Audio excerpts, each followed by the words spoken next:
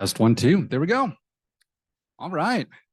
Welcome, everybody. I call the Wednesday, September 13th, 2023 Bremerton City Council study session to order.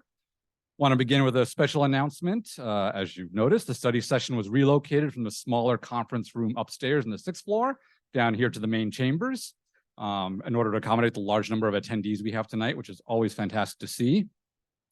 Also want to make sure folks are aware, I'm not aware of the source, but unfortunately there was some misinformation possibly spread that council was going to take action on a proposed ordinance tonight. And that's not true. The council is discussing the items on the agenda and no action is being taken tonight. We don't take action in study sessions. So I just wanted folks to be aware of that. I also want to mention and acknowledge that the council has received many emails and public comments, some of which are still being processed due to the volume, as well as voicemail messages. So please be aware that if your email or letter is not in the current council packet tonight, it will be included by the time the next council packet is issued. All emails are continuing to be forwarded to the city council members for review and consideration. And again, thank you so much for taking your time to be here and submit all of your comments on several very important subjects. All comments will be included in the record. So again, study sessions are always open for the public to attend in person, and folks are also able to listen or view remotely. But with every study session, there's no opportunity for public input. We're just here to discuss. And the content of these items is subject to change. Again, no action is anticipated. We again also ask for audience in viewing us only to also refrain from applause or boos or any talking that may disrupt the meeting. But we're so glad that folks are tuning in and watching. All right, and we got a couple other agenda changes. Note that the agenda was amended a second time. In addition to moving the meeting location, it was amended to add item A8. And finally, please note that due to a work commitment, Eric Younger is participating remotely and may not join us until about 5:30 online. All right, and with that, we will go ahead and start with item A1. We have Mayor Wheeler here to present. Oh, I'm so sorry. Thank you, Anna. Before I forget, we had a request by Councilmember Mockler to remove an item from tonight's agenda. Came in a few hours ago. That item was items A6 proposal. I'm sorry, item A3. Thank you. Which was the consulting contract for the 2024 update to the transportation element of the comprehensive plan and non-motorized plan. I do want to note that it turns out this item is scheduled for a second study session on September 27th, so it's not scheduled for action next week. But that item has been requested to be removed. So is there any discussion, and by our rules and procedures, do we have 2 council members that would request that item to go back on the agenda? Councilmember Mockler. This item did not come before the Public Works Committee. I have detailed questions about pages 3, 7, 8, 9, 10, 12, 13, 14, 21, 25, 26, and 27. This contract in total is $528,000. And I think that we should ask these questions and not take up the whole council's time, but have it be reviewed in the Public Works Committee. Questions about this item or request to add back to the agenda? Councilmember Chamberlain. Is this thing on? Okay, thank you. So I'd like to hear from folks who are here to present I'm just curious if it's important to come today. I see you have a guest with you. And so I want to honor your guest time, and if there's a lot of detailed questions, and to have them come back to another study session might be prohibitive of time. Thank you, Ms. Grover.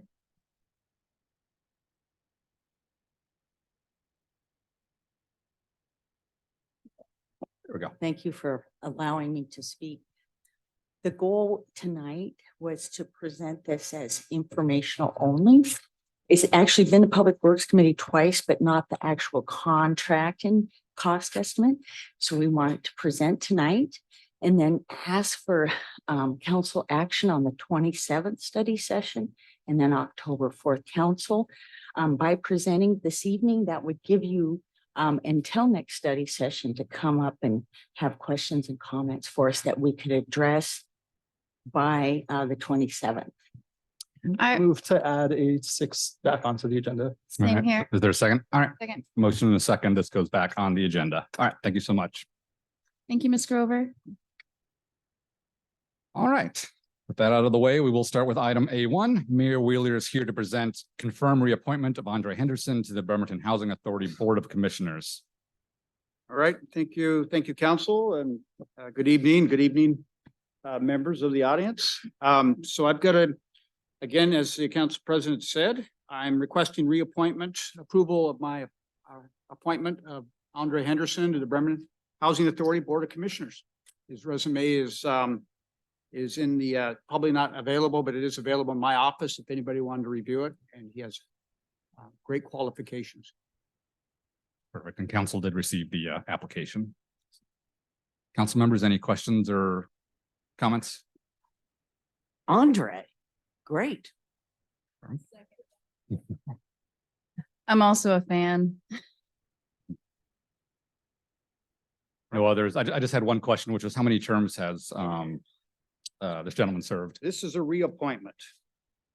And I appointed him the first time. And so to complete an unexpired term. So I'm now appointing him, requesting he be appointed for a full term. Okay, so this would be his, so he's had one partial term and then this would be a first full term. Okay. All right, no concerns. Is everybody fine with consent agenda? Excellent. This will go on consent agenda for the next meeting. Thank you, Mayor. All right, next up, item A2, we have IT Systems Engineer Han Nielsen and City Clerk Angela Hoover here to present acceptance of local records grant agreement with Washington Office of Secretary of State, Archives and Records Management Divisions. Welcome. Thank you. Take it away. President. Good afternoon. So I'm here to talk about the Washington Local Grants Program. And the Washington State Archive Local Records Grant Program is established by the Office of the Secretary of the State per RCW, which states the SOS office must establish and administrate a competitive grant program for local agencies to improve technology information systems for public record retention, management, and disclosure and related training. So what does that mean? The Secretary of the State has a grant. Cool. What purpose of the grant? To help local governments use technology to improve their records retention, management, and disclosure of public records. So how is the program funded? Grants are funded through the proceeds of surcharges when documents are recorded with the county auditors. Who can apply? Any local government agency, entity such as counties, cities, towns, and fire districts, schools, hospital districts, port districts, public utility districts, and other special purpose districts. There are no matching funds requirements with this grant, which is great. So what happened? Back in May, I attended a conference and we got word that there was open on the grants. And I was like, okay, let's take a stab and see what we can get.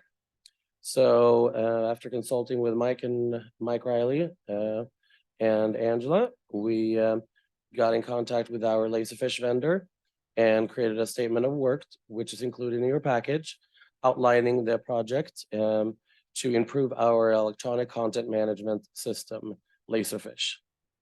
Basically, we're looking to improve the following items: record classification, retention schedules, file plan management, automated records management, auditing and compliance, and legal hold capabilities. So basically, our goal is to have the computers do more work for us and automate the process of after records becomes outdated, essentially have it ready so that we can purge it and either retain it or expunge it. So I applied for the grant, and fast forward to about 4 weeks ago, I received notice that we received an acceptance to award $30,000, the maximum amount possible to complete our project. So I'm here to ask for approval to accept the award and move forward for the contract for the professional services with Cities Digital and the associated budget adjustments. for the total cost of $34,644.60 plus taxes, which does exceed the grant by about $4,645 in taxes. The remainder of the grant would be we already had planned some expenditures. So essentially, instead of spending $30,000, we're recouping some costs. Excellent. Thank you so much. Any questions or comments, Councilmember Chamberlain? Yeah, this came through finance, and we were super stoked that you got this $30,000 grant. So it's a really minimal cost. It's already in your budget. And did you mention that finance is already, this is the program that finance is already using, correct? Yes, it's a citywide program that we're using. We're expanding it, adding more licenses, and expanding its capabilities. And so basically it's streamlining with what other departments are already doing. It's already been tested and proven. So we gave it the thumbs up. Yes, Denny.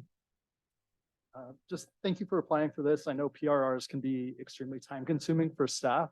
So anything that we can do to streamline that and purge those records when we need to, it's really important. It's also very important to comply with PRR to the T. As you know, the fines can be extremely large. So thank you for doing this, and I would just move that this go on consent agenda. All right, no other comments or questions. My only one question I wrote down was, is there any extra annual maintenance fees in the future just to be aware of as a result of updating? There Yes. is, it Okay. does add some annual, it's outlined in the packet.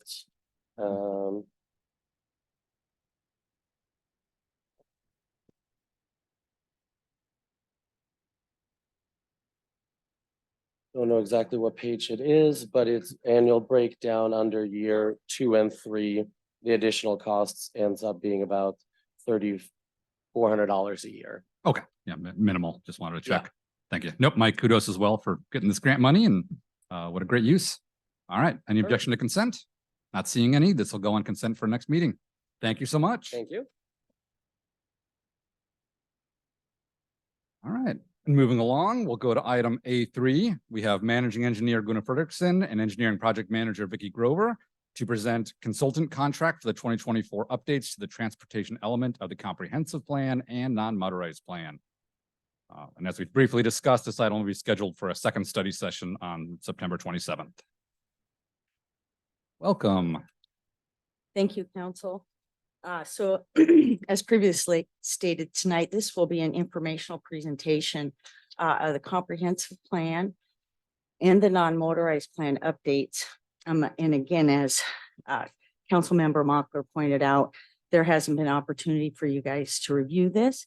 So we wanted to bring it to you tonight, give you a presentation, and then ask that hopefully within a week or so, we could get all your comments. So it gives us an opportunity to address any comments you have prior to the 27th, when we come again for study session, and ask for council action. And then we'll plan to attend council on October 4th. So thank you very much. And tonight we have with us Michael Hornvet, who is with Parametrics, and he is going to be the project manager leading the consultant team. Thank you. Welcome, Michael. Thank you. Let's see if I can get this to work in remote like this. Okay, there we go. All right. So this is just a quick agenda item. We're going to go through quick introductions about the team. I'll be brief on that. Talk about basically the purpose of a comp plan and the transportation element. Some of the key scoping elements that we're going to include. Milestone schedule. Again, it's a milestone at this point, and I'll give you a little more information about that. Community engagement, and then there's other topics below that. And I think we can probably do a time check to see if we want to go through all that detail. Okay. So again, I'm Michael Hornvet, and I'm with Parametrics. I'll be the project manager.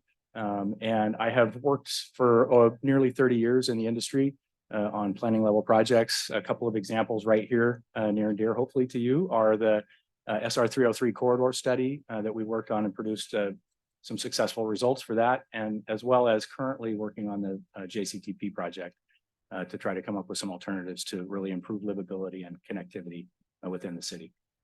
We've developed a team that's really the right people. It's a very streamlined org chart. And we bring quite a bit of expertise, both with individual experience in years of experience, as well as experience right here in the city of Bremerton on really both of the projects that I just mentioned. And I don't think I'm going to go into any more detail that I was going to originally. If you have questions about the team, I think you could probably pose those to us and we can answer any questions. So this slide's really just intended to be a brief update about what the purpose of the comp plan is, which is, our focus is to talk about what the vision is for the city, and then the goals and what kind of policy changes we would want to maybe revisit and revise to make sure that we can define those goals and to get to that final vision. And then it's really key that we understand that I'm getting on the last bullet, that the transportation elements is supported by the land use. And that land use plan is already underway. I think the timing might be right, that it'll be close to complete or complete so that we can incorporate that right into our work.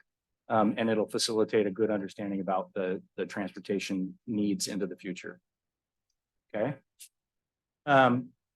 So the transportation element, very much like the comp plan, is to focus on the goals, vision goals and policies, so that we can really kind of set those guide bars for when projects are initiated, and we can say, hey, does this really meet our vision and goals and the policies? So we want to make sure that we've got that lined out for the city's vision into the future.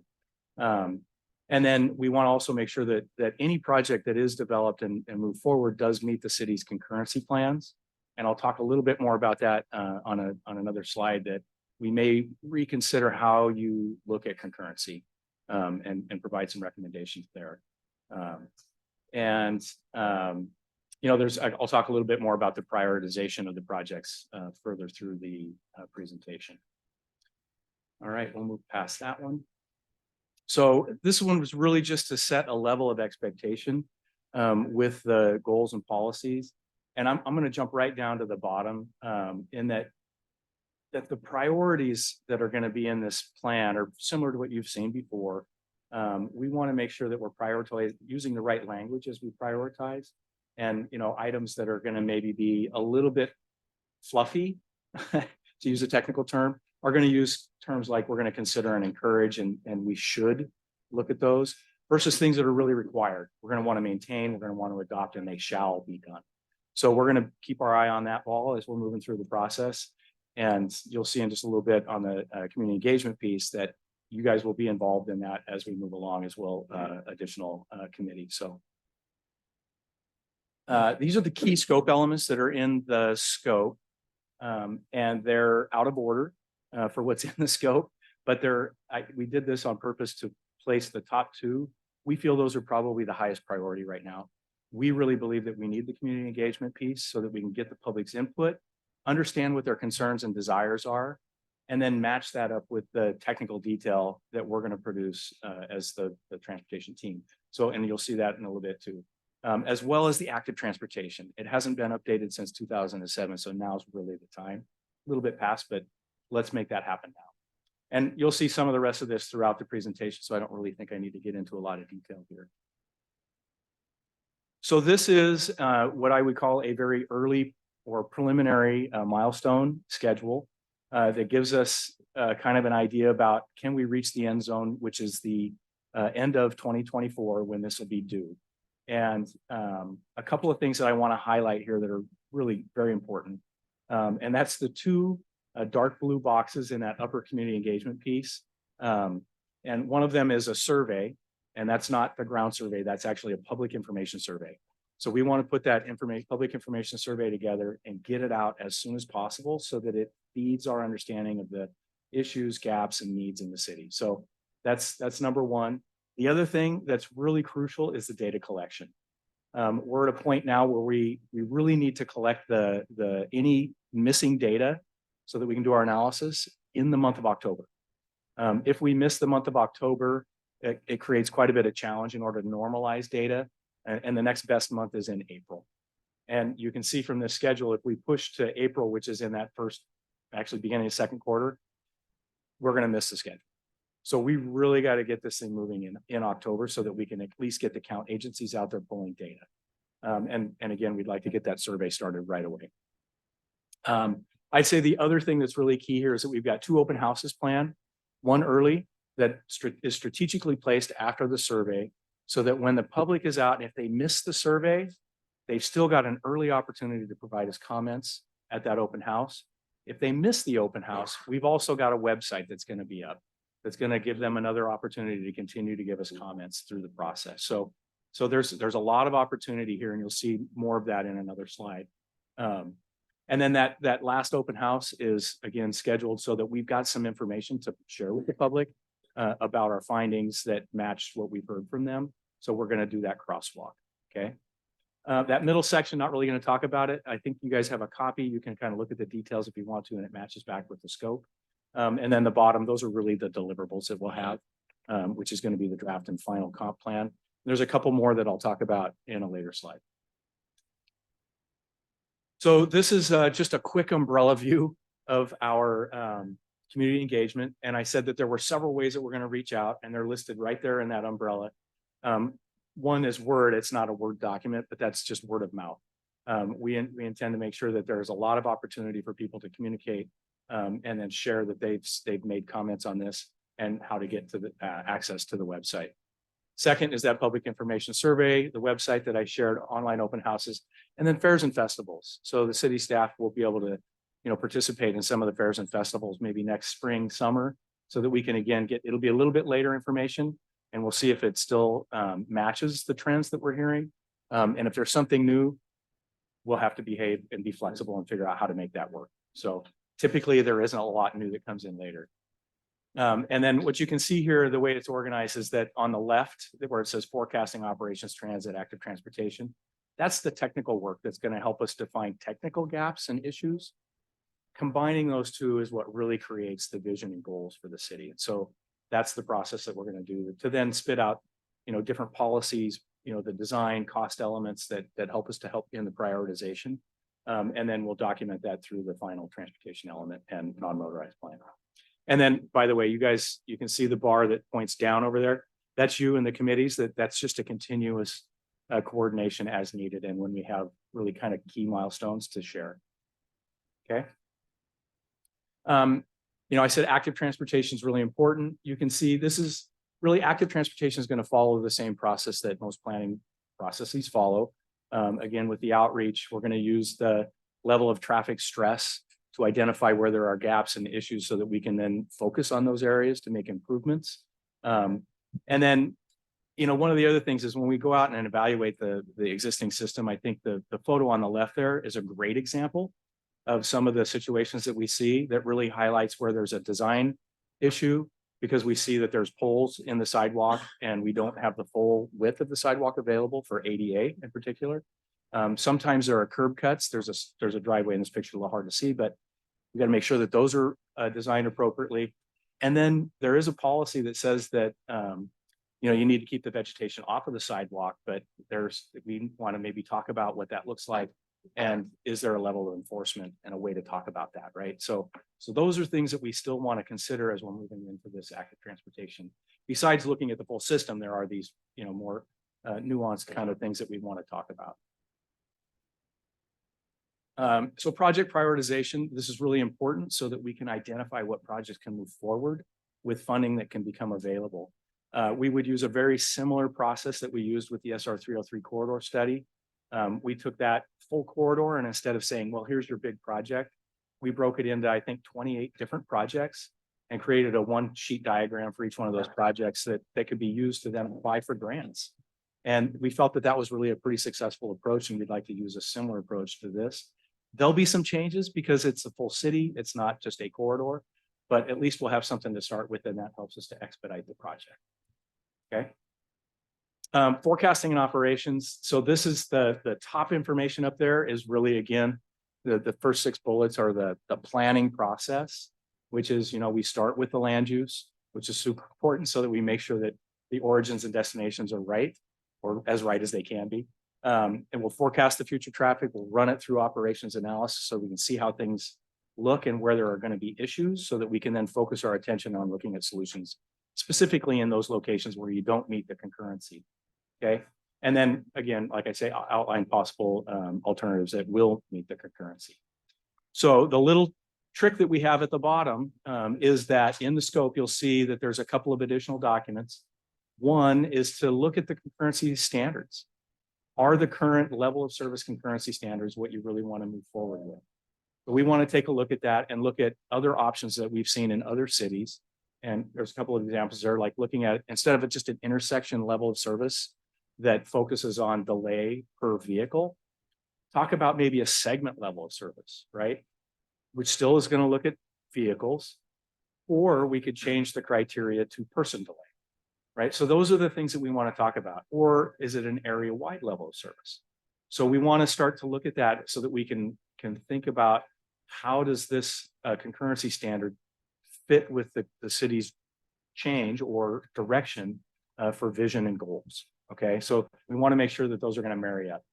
The other thing that we've been asked to look at is there a possibility for an impact fee structure for, if there's new development that comes in and brings in a lot of new trips and it doesn't meet concurrency, what kind of a impact fee or mitigation process needs to be followed so that everything meets concurrency. So we want to talk about that as well. Just so for expectations, we don't see that those two documents are going to be finalized and approved and adopted. It's going to be basically a conversation starter so that you guys can start to talk about that and how you want that to move forward. But what we do want to make sure we do is when we come up with alternatives that meet the current concurrency standard, we say this is the list of projects that we're recommending in the capital improvement project list. How would they meet this recommendation also, right? So how would that maybe change that capital improvements project list? So we're going to talk about that at the, when we get towards the end of the transportation elements and the appendix that includes the capital improvements project. So that's all going to be talked about without having a commitment to that new concurrency standard until sometime after this is completed. And if you decide that you like what you're saying and want to take that to final approval and adopt it, then that would be a whole other process. Okay. Same thing for the impact fee. So transit is going to be super important. You guys all know that.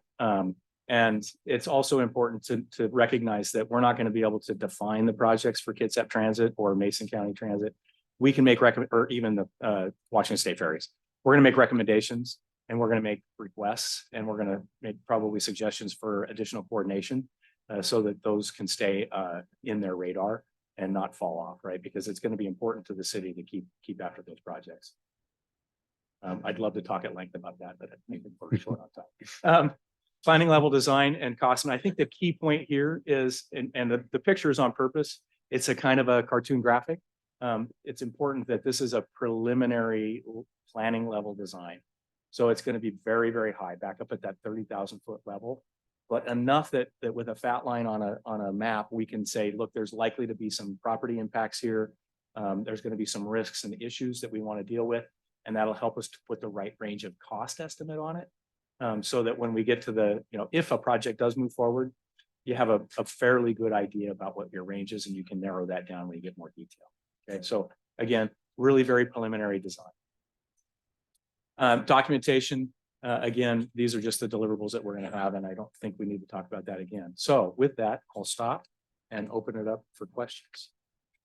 Fantastic. Thank you so much. Council, any questions, comments? Dennehy.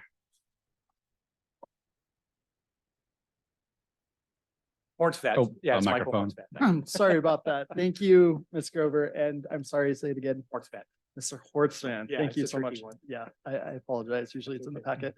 Thank you for this. I actually just have one kind of niche question. I had a constituent ask about paving an alleyway, and I wasn't sure. I didn't have the answer if public easements are part of comprehensive plans. So should I direct this constituent to the survey as part of that, or are public easements not part of the comprehensive plan? Is it more focused on transit and higher level issues like that? Thank you for that question. And I would say yes. So somebody wants to pave an existing alleyway. Exactly. Yep. So that is something that you could send to Public Works and we would Perfect. work on that with operations. Great. So we don't have to wait for Maybe not. that is Send it great over. question. All right. I Thank will you. hit up Director Nucky. Thank you so much. Yeah. Fry. I had the pleasure of working with you on that SR 303 corridor study, and it was a great experience. And you proved to me the work that you do, the depth that you go into. And I've just got to commend you, Vicky, and as well as Parametrics. You know, I feel like you're really listening to us with this. And I think it's important to acknowledge that sometimes. I'll say thank you. You know, I'm excited about it. You know, connectivity. I am wondering, we can get more into that later, but the design of the study, I know council has received the outcomes of a few studies, and we've been suspect at times because of how the study was designed. I would hope that the study would just be designed in a way that would support the goals of the project, but just wanted to give you a heads up about that's going to be important to us, how that design study is designed. And then I have one other question, and that is, when you brought up code enforcement, or at least I hear code enforcement when you talked about it. So I want to recognize that. And I think that that's part of something like this. We can't forget all the other aspects. I am wondering, I wanted to clarify, when you were first talking about this, you were talking about land use and the importance of getting that settled, and because it's based on that. And that really is an area where DCD comes in, right? Hallelujah. Because I'm always looking for times when you all come together, and I know you meet every week, but you know what I mean, really work together on something to make sure that transportation is doing things that are, you know, compatible with our land use and residential and commercial and all of that. So I know I'm just saying good work, but can you just clarify that? Is that what you're talking about? That is absolutely correct. You know, before I was in transportation, I worked very closely with DCD as the development engineer. So yes, I really like working with them, but that the land use and where the projected growth for the next 20-year horizon is dictate what DCD tells us where that's going to go. You know, obviously we review it, make sure it's good, and then it goes into the model. And that is how we look forward to how our infrastructure will be impacted by the growth, and what do we need to do to our infrastructure to have it meet that growth. So it's absolutely tied together. And yes, we'll be working very closely with DCD. This multimodal is a priority for me. So big fan. Thank you. Excellent. Chamberlain. So I'm over here Googling what is concurrency threshold. And I guess it means the amount of projects you can do simultaneously. Is that right? So the concurrency standard is that the threshold for the city of Bremerton is level service D. And so if you get to an intersection that's a level service D and or worse, you're not meeting. What is a level service D? So level of service is a measurement. So in the transportation world, we measure delay at an intersection. So what's the average delay of all the people that are sitting at an intersection during the peak hour? And then we say, okay, that average delay is 40 seconds. So it's a level service C, and it's the next level is level service D. And in the highway capacity manual, which is kind of the guideline for all transportation, it clearly states that this is a feeling, right? It's not, there's nothing else to it except for they've said, well, if you have this range of delay, you're going to feel okay. So it gets an A. If you get this range of delay, it's a B, C, D, E, right? So that's how it's set. The question that we're asking is whether that's the metric you want to use, because it only measures vehicular delay. It doesn't measure person delay.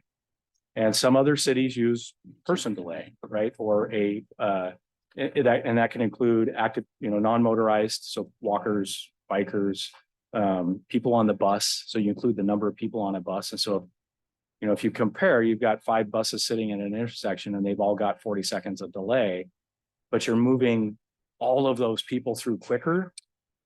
Okay, so what you're saying is the concurrency is relating to the various types of travelers or commuters? Is that? am I- Currently, it's related to just vehicles, Just vehicles currently. any kind of vehicle. Yeah. And so what we want to look at in that other part, the part where we're going to talk about concurrency standards, is to look at whether there are other options to measure delay. Is this where you're talking about developing criteria for ranking projects?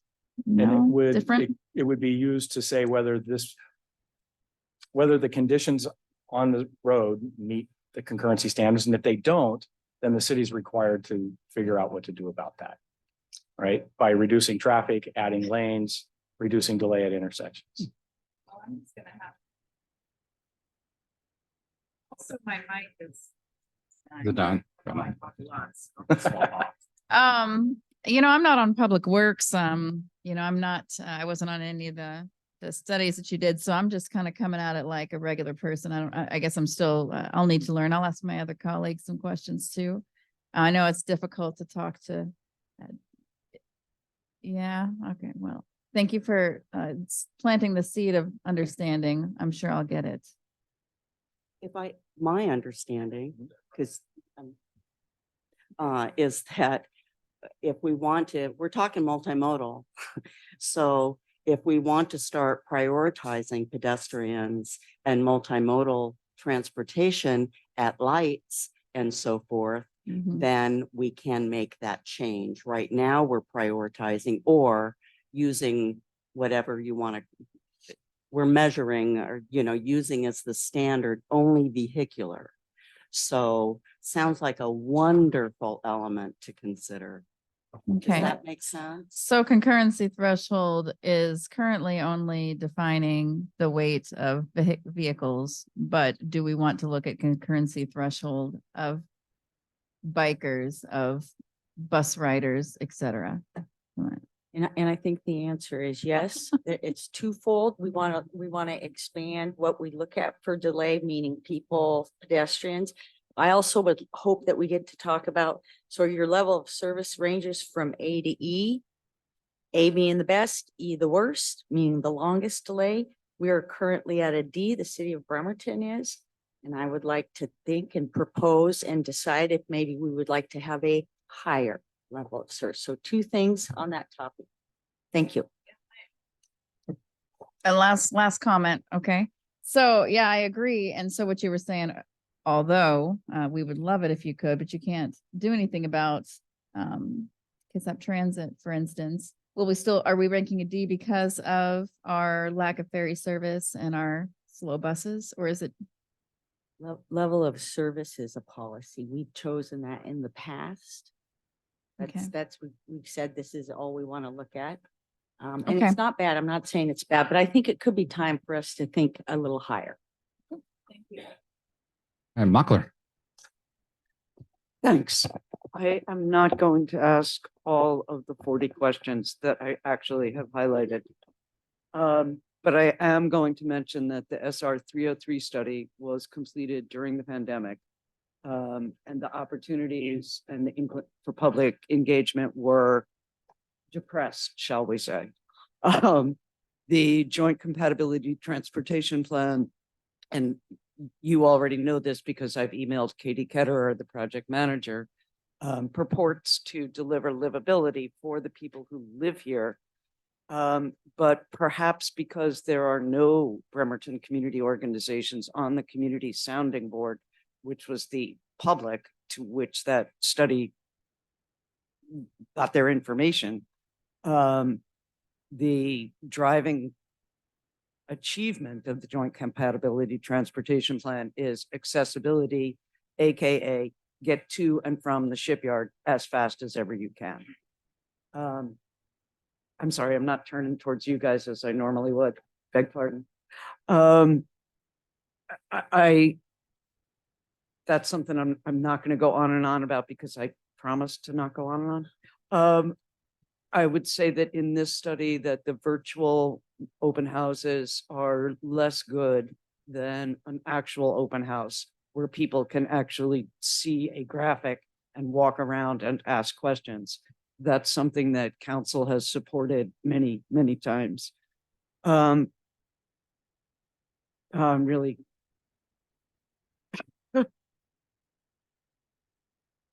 The thing with both the SR 303 study and the Joint Compatibility Transportation Plan is that they rely heavily on adaptive signals, which typically favor, back to your point about concurrency, typically favor vehicular movement. I'm thinking a lot about people I see pushing strollers and walking with a toddler on their way to school. And I want those people to be able to get to school.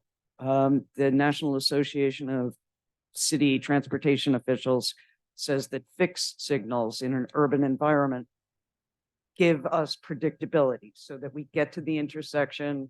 The one I pass every morning is West Hill STEM, and I know that's not in Bremerton. But if it's fixed and regular, then people go, okay, let's go. Instead of what I see many mornings during the school year, kids scampering across National Avenue where the speed limit is 35 miles an hour. And at this point, I will stop and I will email all the rest of the changes. Changes, the questions, comments, and all of that. Okay, thanks. And just a real quick question. Are you presenting at the Public Works Committee this coming Tuesday?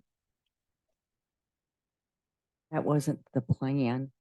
The plan was to go to a study session on the 27th and council on the 4th. Well, typically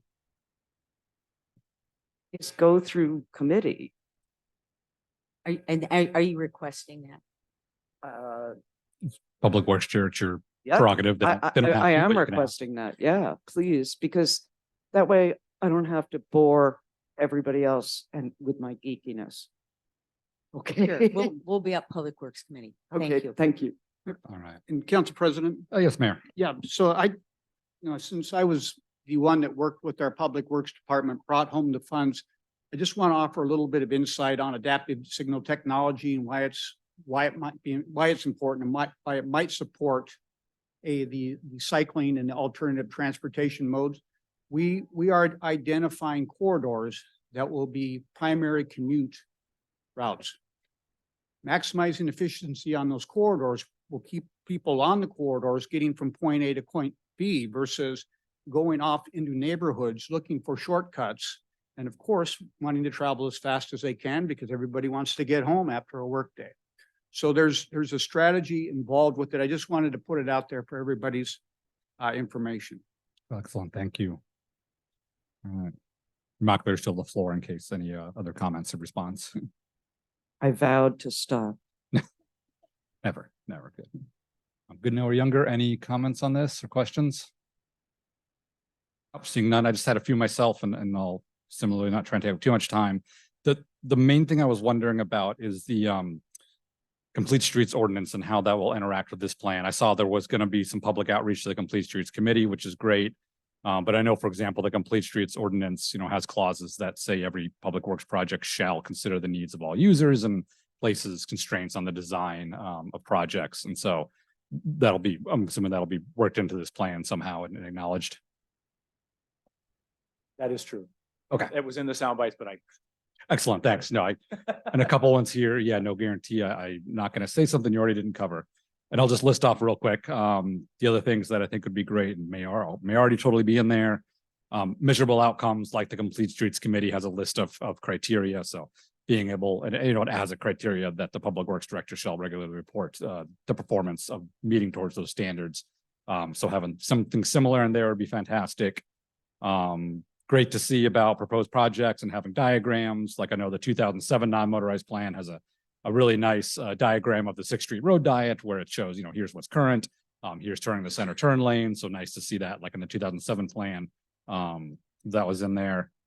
I love the prioritization process and the grant applications. I know sometimes there's questions of when a grant is applied for, why was that project chosen to be applied for a grant and not this project? So having that really clear list in there that council can refer to find out why one project was applied for and not is fantastic. And then if it can be made clear of how it interacts with other previous documents or parallel documents, in case there's ever like a conflict that, oh, this says this is top priority, but this other document also has a similar project in it that has it a low priority. How does that interact? And feel free to stop me. I got two more. Yeah. When you say that, you're referring to like other planning documents, correct? Like a sub-area plan, or when you're asked that question, am I correct? And the answer to that is part of the goal of this effort, is to make sure that we don't have confliction, that all these documents can work together. So that's where the non-motorized plan, just so everyone knows, will now be called the active transportation plan. They all need to say the same thing. Yes. So that is going to be a big effort, but it's high on our priority list. Excellent. Okay. Yeah. I'm thinking like, right now we have the SR 3 3/4 study and the 2007 non-motorized plan and the transportation comp plan from 2016. So excellent. Nice to see it all streamlined. Last comment is just love all the outreach you can, the surveys, open house, and definitely encourage any active outreach to different community groups and really targeting to make sure we get representative of not just bikes, but joggers and strollers and rollers and all the rhyming groups out there. So thank you so much for your work. And again, this will be on the next study session for continued discussion. All right. Thank you so much again. Really appreciate the comprehensive deep dive. That was an unintentional pun right there. It wasn't even planned. Oh, I can't. All right, moving right along. Item A4. We have City Attorney Kylie Finnell here to present ordinance to add BMC Section 9A.36.020 entitled, quote, making or possessing motor vehicle theft tools, unquote.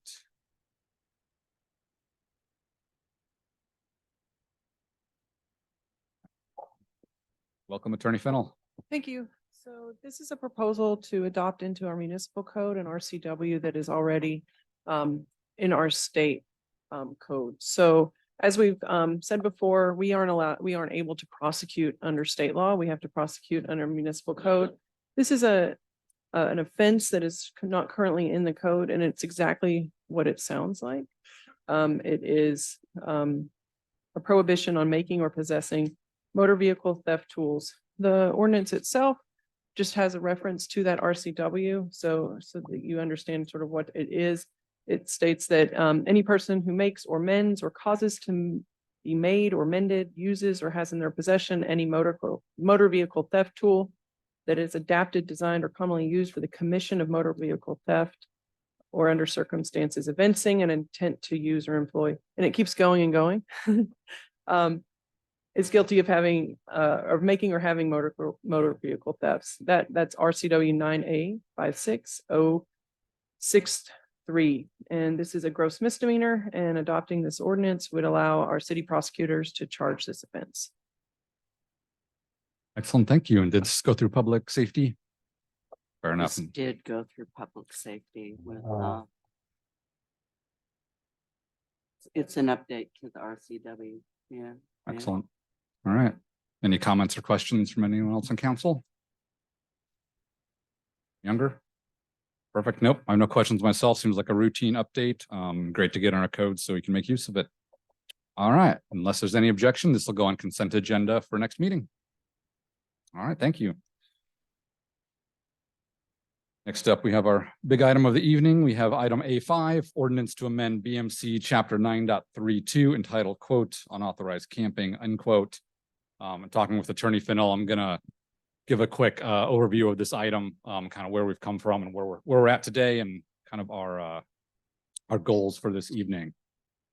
So a quick recap for everybody. The current ordinance, Bremerton Municipal Code 9.32, titled unauthorized camping, has been on the books since 2004. And it basically says that no camping is allowed in the city at any time in any place. The Ninth Circuit Court has ruled recently that such ordinances cannot be enforced when there's not enough shelter space. And so we also need to update our ordinance to be in compliance with these Ninth Circuit Court rulings. The City Council made it a priority at the start of this year to craft a new ordinance, or at least update this one. And we've been working on it since June. In our initial meetings after hearing from the public, there was a majority of council in support of carving out some areas that would be able to be enforced at all times, regardless of shelter space availability, and also to be in compliant with the courts, some spaces that would not be enforced when shelter space was not available. When shelter space was available, the ordinance could be enforced citywide. A reminder that at the moment, because there is not any available shelter space, the city is unable to enforce it at the moment. So all the public areas, most of the public areas that we've been talking about, including in some of the maps from last week, the green areas, including planter strips and city right of way, somebody could be camping right there right now at this moment, and there's no enforcement mechanism right at this moment. So after several meetings, based on the public feedback, council arrived at a draft. That's what's in our packet. It was in the packet last week, and the draft has, I'd say, two main components. And again, when I'm finished here, I'll defer to Attorney Fennell to correct if I got anything misstated. But the two main components of the draft is it first defines available shelter space as public or private shelter, transitional housing, or a permitted outdoor encampment located in either the city or in Kitsap County if free transportation is available. The other main component is that it would prohibit camping at all times in streets, sidewalks, and the places in between, in public buildings like parking garages, police and fire stations, the senior center, et cetera, and city parks at night, and in other city-owned locations normally off limits to the public with no trespassing signs like culverts in the watershed. And so simply taking the list of all public and city-owned property and subtracting out those items I just mentioned, what that leaves us with is the map of properties that was distributed a week ago that we and the public got for the first time to look at our meeting on September 6th, and we've now had about a week to review. Kind of a reminder to everybody, this ordinance is just regarding the enforcement clause. It defines the conditions under which camping can be enforced and where. But I want to make clear that it doesn't establish any regulated encampment. It doesn't allocate funding. It doesn't create partnerships with the county or states or other nonprofits. That is all out of the scope of this agenda item and updating this ordinance. I want to recognize there's been a lot of great ideas generated in discussion between the council, from the public, on all sorts of ways that the city could create shelter space, provide resources, work with organizations. And those are all great suggestions. But again, that all falls under the mayor's purview to accomplish. Our scope of work right here is just to focus on when, where, and under what conditions camping can be enforced and the penalty for violations. So tonight, as a council, we have a few decisions to make, and I've kind of come up with the ones I can think of. One option is we move forward with exactly the draft ordinance that's in our packet for next week. Another option is that we can, now that we've had some time to get public feedback and look at the list of these properties, we could stare at the list and basically remove some that we have concerns about. We couldn't remove all of them because we need some sort of minimum acreage to satisfy the Ninth Circuit Court, but we could start picking and removing properties that we know are not places that we want on there. We could also revisit some previous options. One of those options we discussed was a simple phrasing that the ordinance is only enforced when there's shelter space available, and there's no sort of carve-outs for times or places. We could go back to revisiting time-based restrictions of certain areas okay during the day, certain areas okay at night, 500,000 feet from schools, community centers. We discussed all those. And there's one new option. In a minute, I'll turn it over to Attorney Fennell. Looking at Eugene, the city of Eugene had an interesting ordinance regarding planting strips that she'll mention. So we kind of want to decide how to move forward with that. At the same time, we also have two proposals from the mayor. So the first proposal from the mayor came in right before our September 6th meeting, and it was a request to change the enforcement clause that's been in the ordinance since 2004 to make penalty just be a straight misdemeanor instead of the monetary infractions, which eventually would result in a misdemeanor. The second suggestion by the mayor came in, I think it was just about 2 hours ago by email. This was a suggestion to change the language regarding available shelter space, updating that 2004 language, using some other cities as examples. And one such clause I pulled out that was pretty common to all of them from the mayor's email was, quote, if the person is unable to utilize if the person is unable to utilize an available overnight shelter due to voluntary actions such as intoxication, drug use, unruly or assaultive behavior or violation of shelter rules, the overnight shelter space shall still be considered available for the purpose of this section.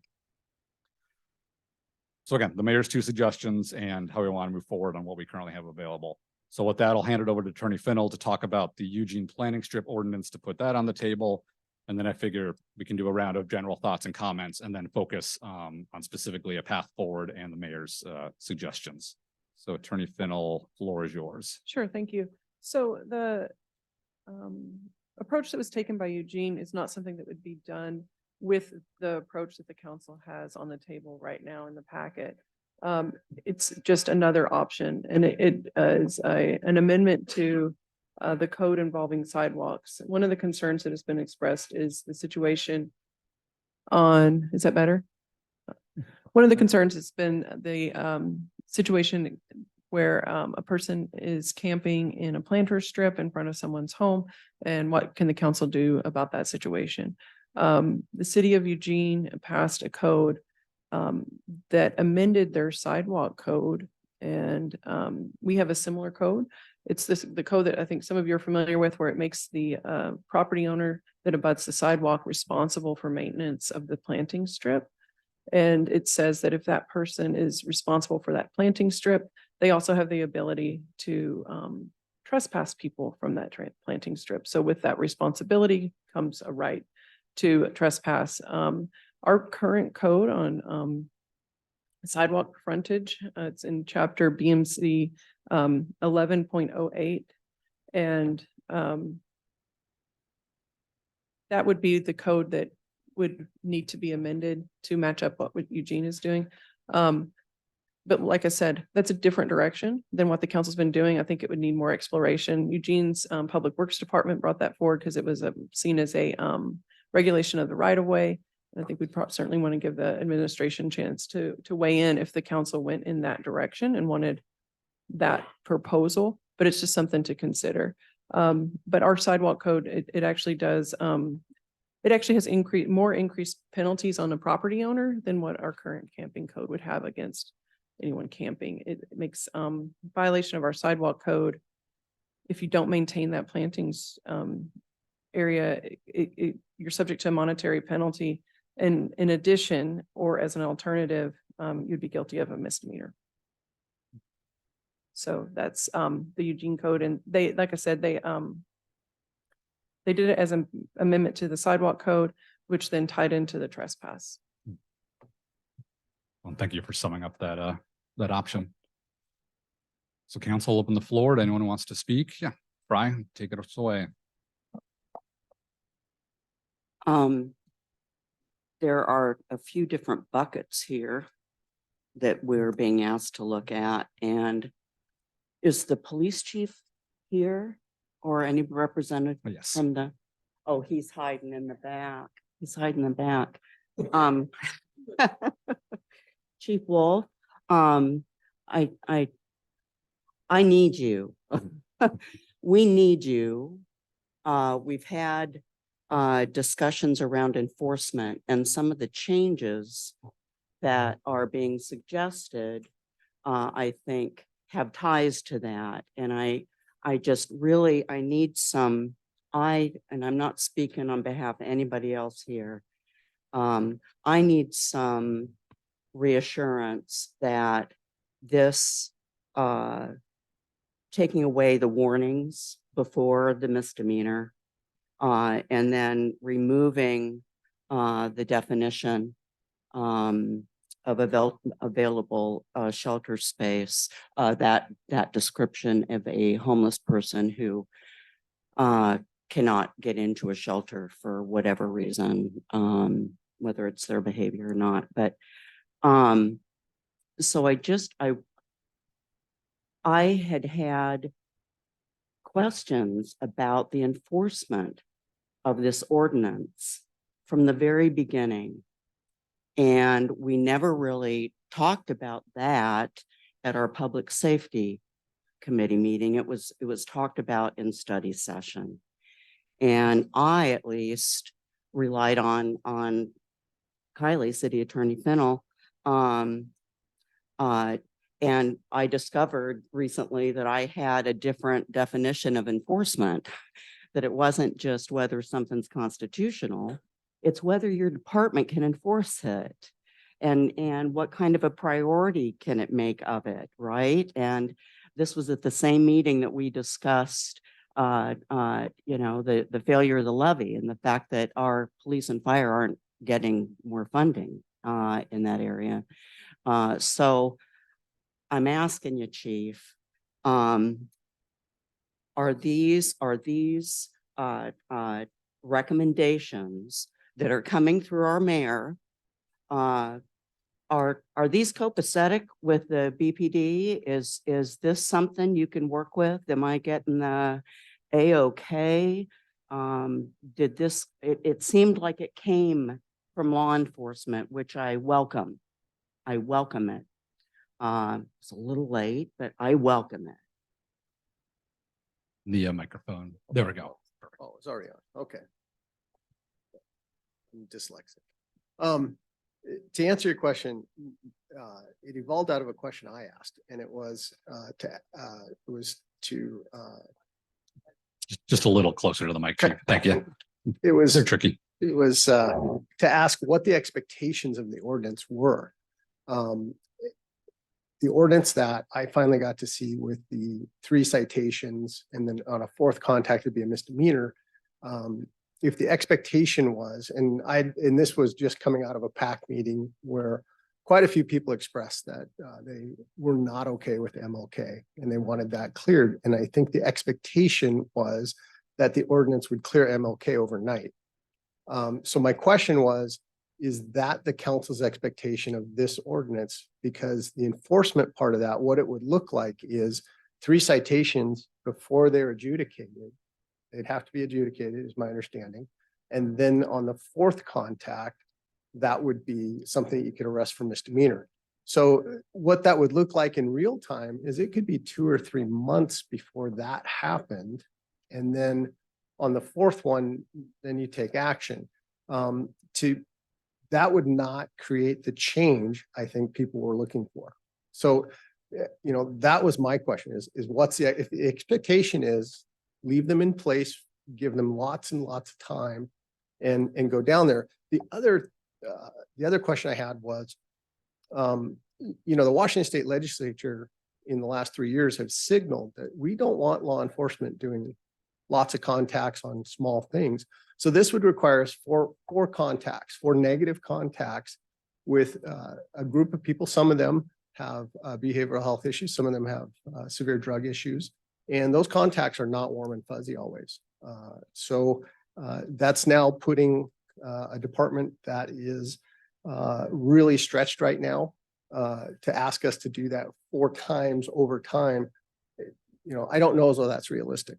So if the expectation was that, because, and again, I think people have in their mind, when I hear certain people talk, it reminds me of the videos of the 1930s when they'd go into the Hoovervilles with clubs and beat the homeless people. That's not what we're going to do. Most of the time, on just about every law that we enforce, we actually get compliance. And we spend a lot of time talking to people. We work hard to get compliance.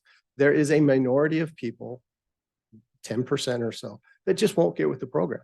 So that's when you need to have, the carrot didn't work, so now you go to the stick. And you need something meaningful. So when we have a solution for people, we have a place for them to go. And now it's time for them to go, to then issue them a $25 ticket 3 times for 3. That's not going to cause that. So you need, if the expectation is to move them and get affect change there, then you need some teeth in the law. So does that answer that portion of it? It does, Chief. And then And it's understandable. as to, I agree also with, I wasn't aware of the person causing trouble, but if we're providing shelter and shelter is available to people, again, law enforcement, we don't come across people that want shelter. We don't come across that are cooperative and, like we'll find mom in the car that just found herself in a bad spot and we'll say, hey, this isn't a safe place for you. We'll get her and her kids somewhere safe. We have navigators to help them find resources and stuff. the people that we deal with are people that are outside of, they don't want to, and a lot of them want to do certain things. They don't want to abide by any rules, any shelter rules, anything. And if we have shelter available and those people just want to be disruptive and cause problems, then we should still probably be able to move them along. Why are we, what does that person's rights supersede the rights of the person to peace in their home on that street? So it's a balancing act there that we're trying to achieve. I recall days in the domestic violence arena when advocates were first starting to work with law enforcement. And it was a coming together of two very different perspectives, right? And yet, over the years, it really worked and it really affected some positive change within that issue. And what I've been encouraging myself to do, and what I want to encourage us all to do, is balance it all. Really try to balance the needs of our community in the different segments the best that we can. And as chair of the Public Safety Committee, in looking back, boy, I wish that we had been able to talk this all through more, with you or with your representative, because I remember talking about the definition and talking about the warnings and yet, as someone who has worked closely with law enforcement for many years as an advocate, not a cop, I value your perspective tremendously on what the realities are. And the realities are that we're having things happen on our streets that are absolutely unacceptable. And it's impacting our families, it's impacting children, it's impacting the individuals themselves. We're trying to figure this out. We really are, and we're grappling with it, and it's tough work. I would like to make a suggestion. I know other people have stuff to say about this. When we were talking about identifying the process tonight and identifying you used the word remove, President Coughlin, and I really don't want to have to go through every one. And I would rather, I think it was Anna who first recommended the Oyster Bay property. And that's the one that rises to the top in discussions I have with a lot of different people who know about this stuff, so I'm just questioning that because I like to streamline processes whenever I possibly can. And the only other thing I have to say is let's get public relations in our workings a little bit better. I think that bringing the map in, I know why, I know the come from, but bringing the map in when we hadn't even, it was like passed out, really inflamed this community. And there wasn't adequate preparation as far as I'm concerned of the community or even of the council for this.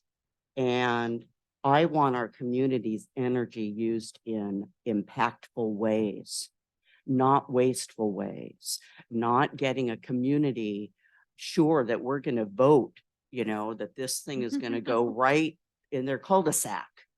And we were sitting there going, what? No, we just got it. We're just talking about this.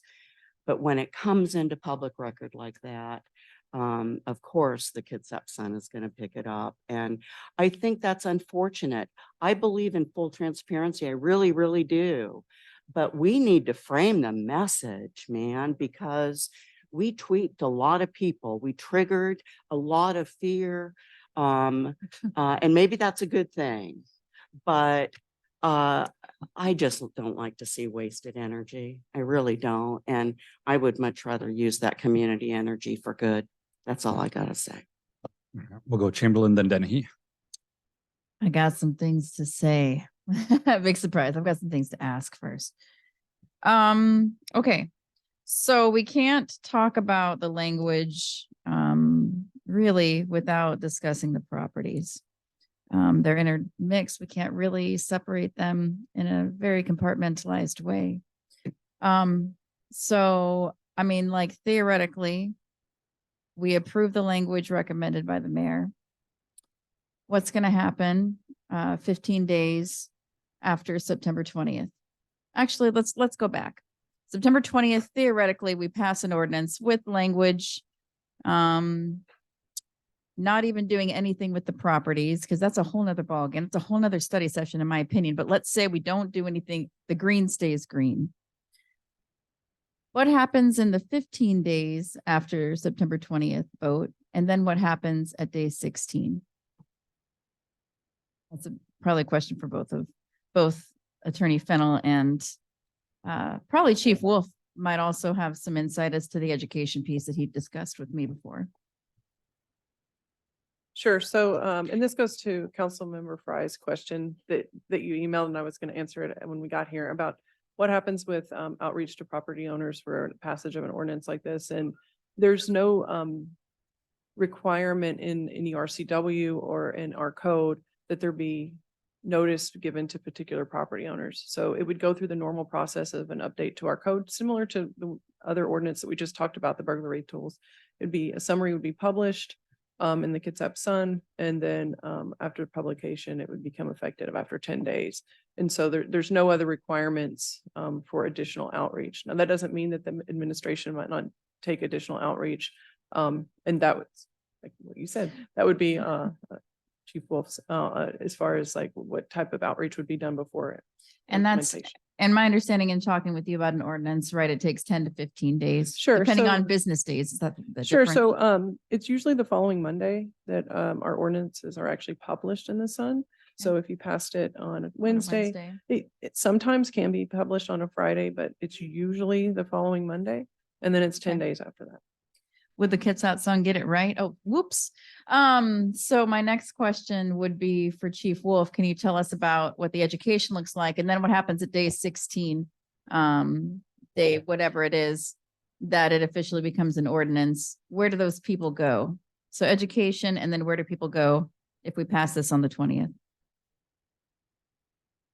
As far as the lead up to it, I would definitely be spending a lot of time educating people. We'd be working with them. We do as much as we can now with the resources we have. But I think we would saturate that area several times. We would pull together teams of navigators and I'm just used to yelling. So Me too. we'd use our navigator. We'd ask the real team to help, and we'd be educating people. I think for the most part, we'll get compliance from, I'm hoping, most people. I think we have a subset that we haven't seen down here before that have come to us from wherever they've come from. Some of them enjoy the safety of Bremerton as opposed to where they came from. Can I ask just Yeah. briefly, what does compliance mean? Where do they go if you get compliance for moving off of MLK or Broadway, for instance, which I know is the goal?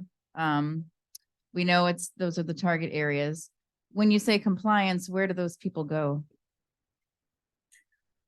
They can go anywhere they want. Okay, they can go anywhere they want. Green, red, like if we have a map and we publish all these properties, are you gonna tell them to go to, are you gonna have a map ready and tell them to go to one of these properties?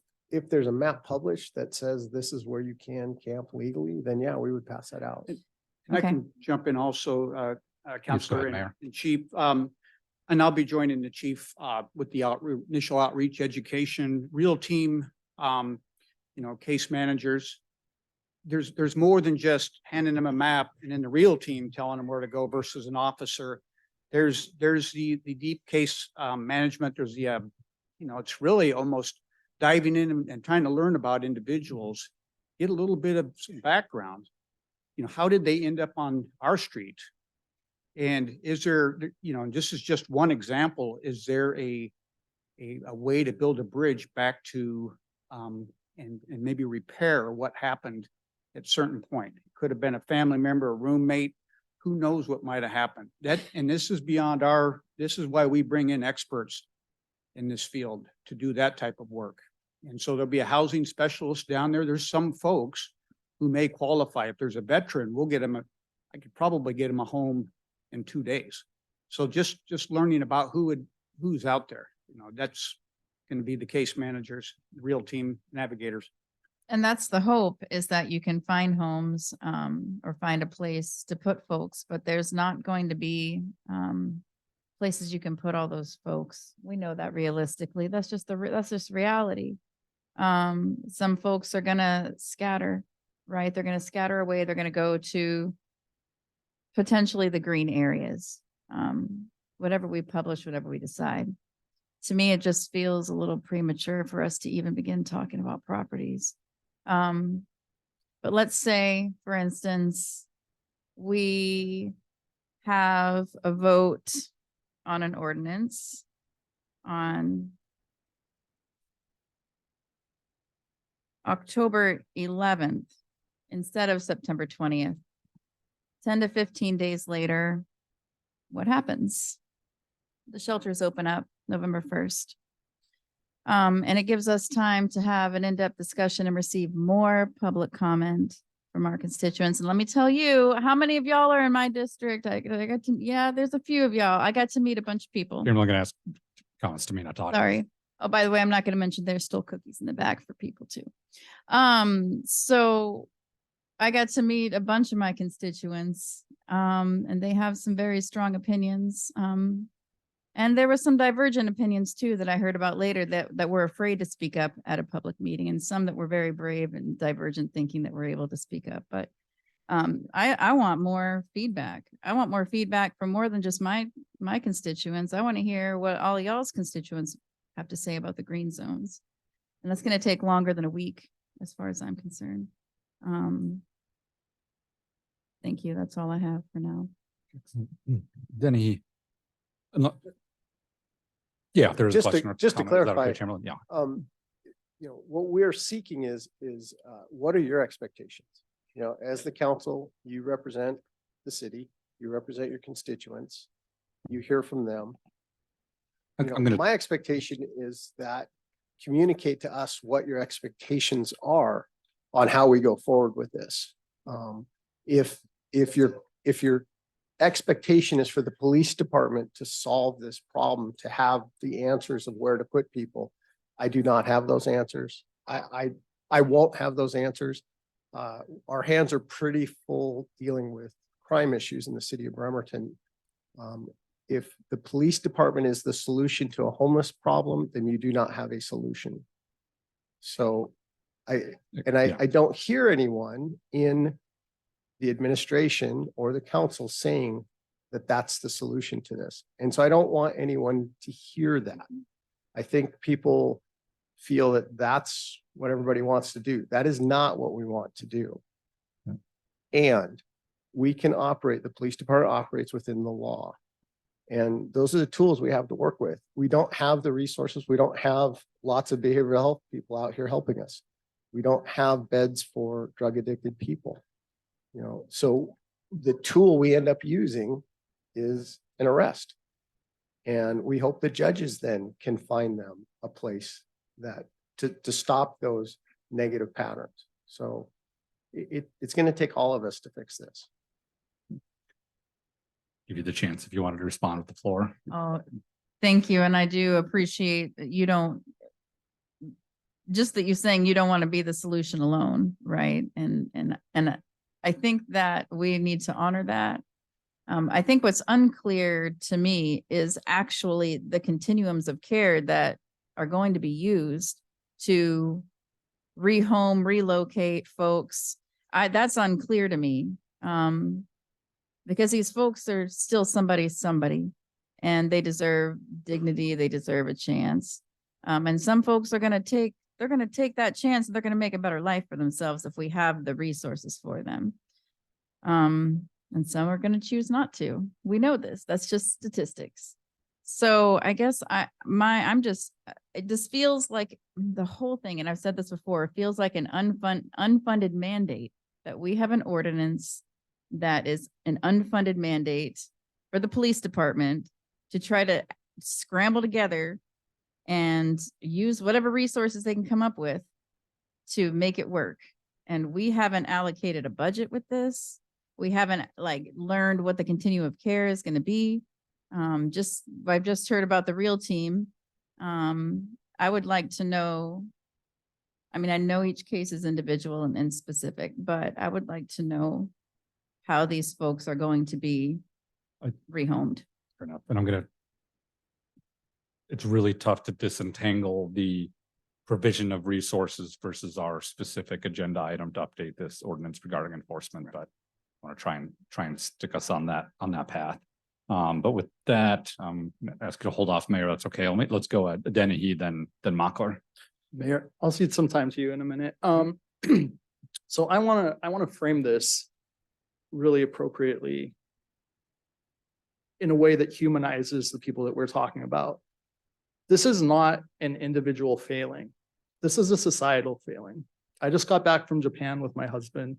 We spent a couple weeks, Tokyo, Kyoto, Osaka. Tokyo is the largest city in the world, 40 million people. Nobody chains up their bikes there. We did not see one homeless person. That's because that country invested in education, it's invested in healthcare, it's invested in its people. So when we talk about this, these are our neighbors, these are our community members, these are people. They are sons, daughters, nephews, nieces, parents, a lot of parents, trying to make it in a country that has left them behind due to corporate greed, due to deinvestment in social structures, and due to 62 billionaires that own the same amount of wealth as 3.5 billion people in the world. So I want to just frame it from that perspective that we're talking about people. The next part I want to talk about is a framing of what is going on, because I keep hearing council members fight the hypothetical. The Ninth Circuit, which controls laws in this district, along with Montana, Idaho, California, Nevada, other states, Alaska, Hawaii, stated that the Eighth Amendment finds it cruel and unusual punishment to criminalize being poor in this country. Think back to Dickensian 1800s England with poorhouses. That's what a lot of states do. I lived in Louisiana. If there was somebody that was poor out on the street, they would charge them with loitering, and they would charge them with loitering again, and they would charge them with basically being poor, to the point where the prisons down there, the most populated prisons in the country, are full of mostly Black and brown people that have been disenfranchised economically. So we really need to think about this in a very large, holistic way. That being said, the Ninth Circuit has said, if you don't have enough shelters beds for people, it is unconstitutional to remove them, to arrest them, to give them a misdemeanor. You can no longer do that. That's why we have to rewrite this ordinance. We can no longer enforce that. If we enforce that, the city faces liability. An attorney like myself will jump on that in a second, sue the city, and it'll be taxpayer money that goes to that attorney and to those other aspects of it. So we have to fix this. That's the bottom line. We as council were lobbied by people on MLK, where homeless people have been congregating, because that's where the shelter was. That's where Salvation Army was before it closed. That's where Peninsula Community Health is. That's where a lot of resources are. They've created an encampment there because they have nowhere else to go. That obviously creates problems for people with private property rights, people living there. There's a lot of concerns about devaluation of property, about people defecating and urinating, about some things that people bring into the encampments because they have no hope. So much drug use is tied to having absolutely zero hope in this country of being able to have a better day in the next day. Both of these interests are valid.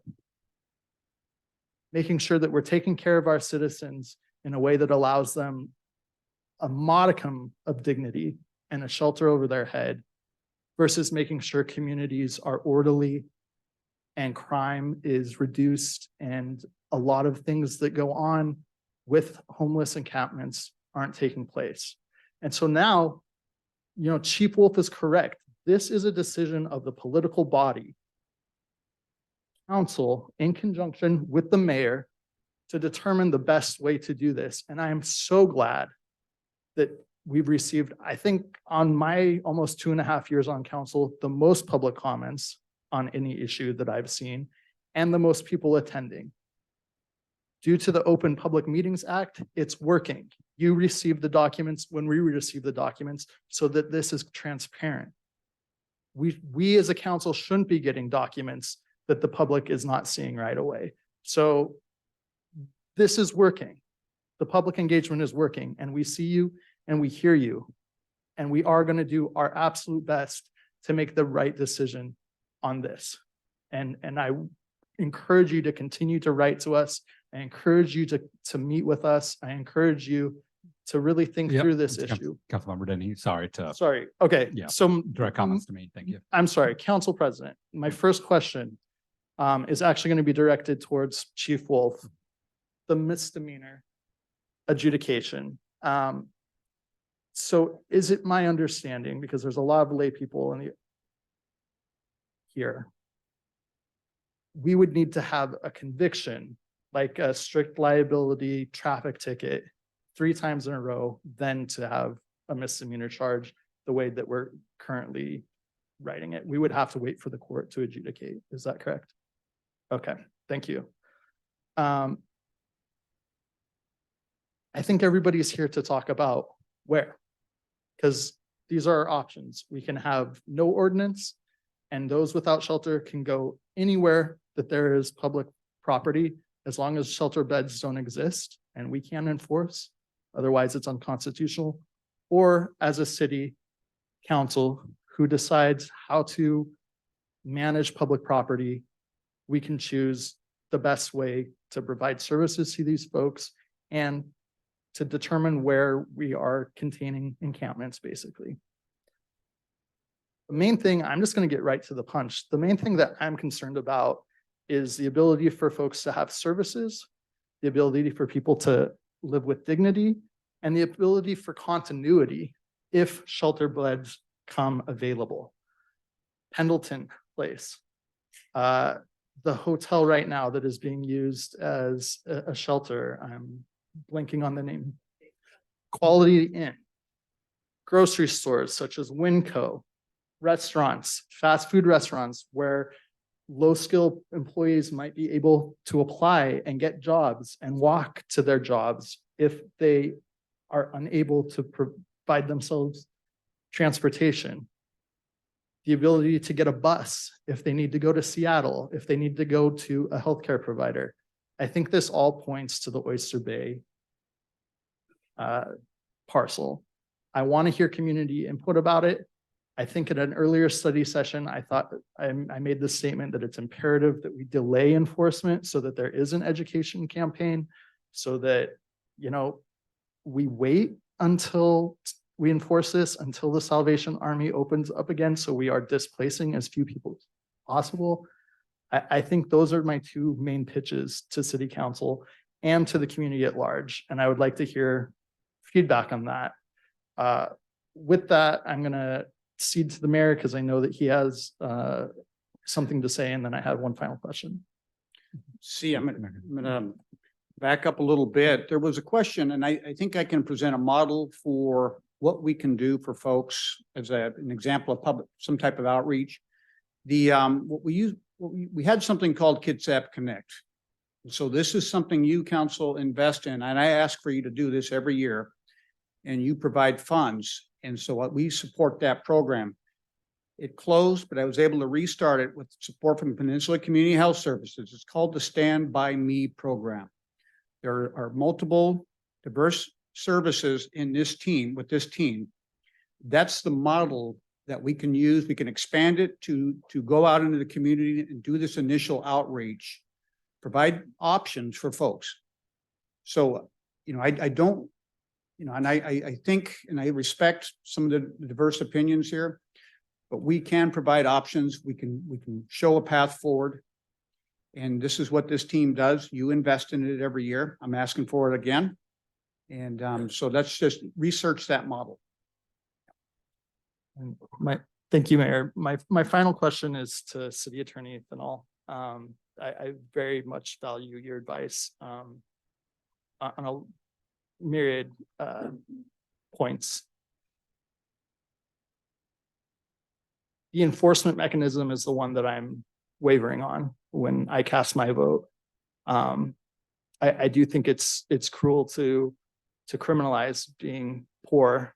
However, I understand the practicalities that Chief Wolf is bringing in and the mayor's suggestion of going straight to a misdemeanor.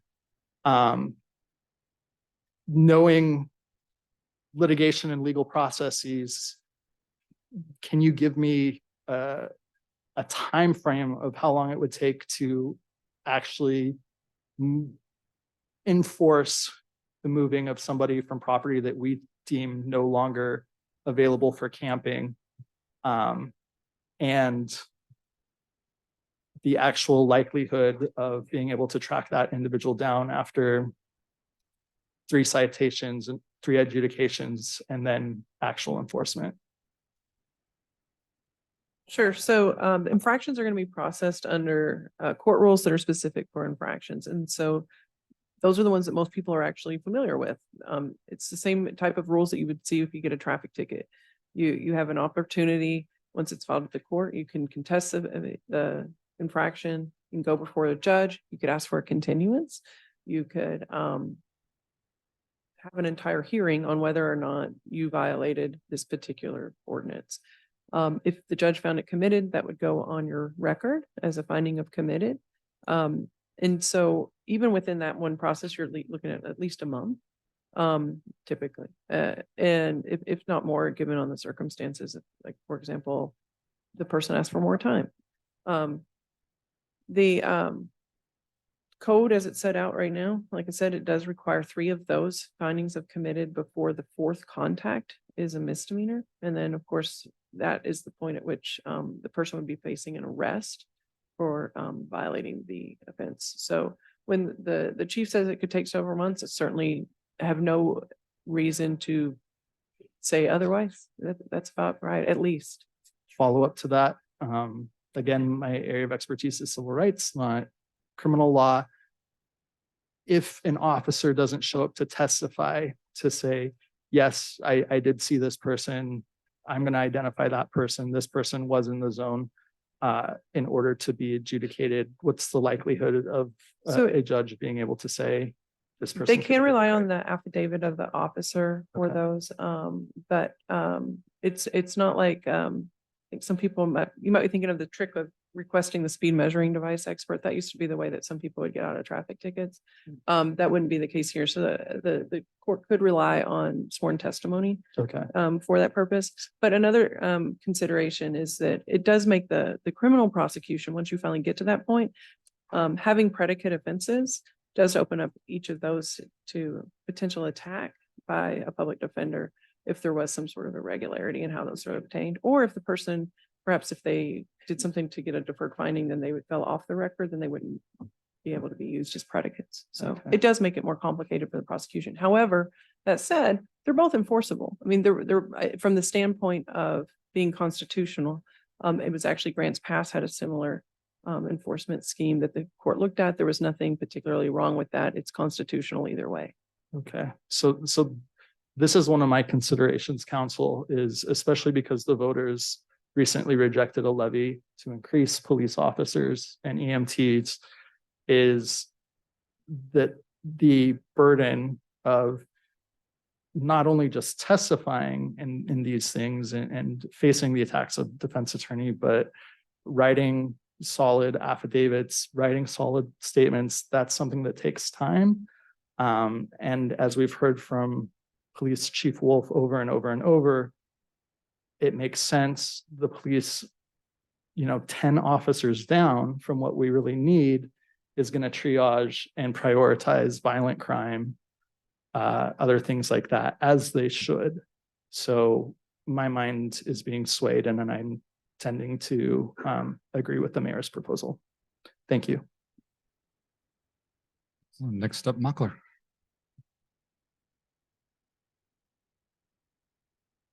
Thank you, President Coughlin.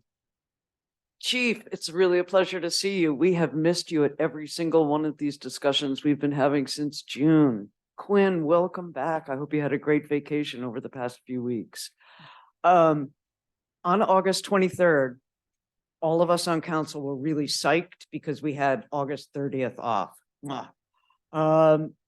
But something we made sure to do before we left was to pull together various things, that we had been talking about since June. One thing, Councillor Fry originated this, which was to imitate the Lakewood ordinance and set aside 1% of the general fund to fund the installation, maintenance of a place for people to go. Just the vision that I think we were slowly working towards was that we would have an urban rest stop. It would have toilets, showers, laundry, storage for personal possessions, which I know Councillor Younger was very concerned about, and quite rightly so. I said, wouldn't it be great if we could use our security guards that are patrolling parking garages to sort of supervise this site, as well as having KCR, KMH. I'm coming to a conclusion really quick. And other organizations. Councillor Vice President Chamberlain said, well, they're not trained in conflict resolution, sympathetic mobilization, and de-escalation, but it turns out they are. So we have all of the elements, and with the work that the audit committee had been doing since February, we had a parcel list. Our understanding on August 23rd was that that parcel list would come to us, not in a secret way, but for us to say, okay, which of these parcels is going to work for this purpose?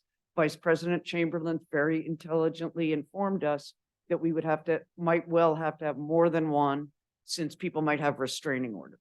These are all the things that we were expecting to be doing on September 6th. Member Mockler, I'm gonna Almost done. actually, I'm gonna rule that's out of order because you're speaking for the council, and that's not correct. Fair enough. Okay, that was my understanding. Is that fair enough? Fair enough. At this point, council can allocate funds and council can pass ordinances. I am also, based on Chief Wolf's testimony, in favor of the mayor's amendment. I would like to include the 1% for the general fund.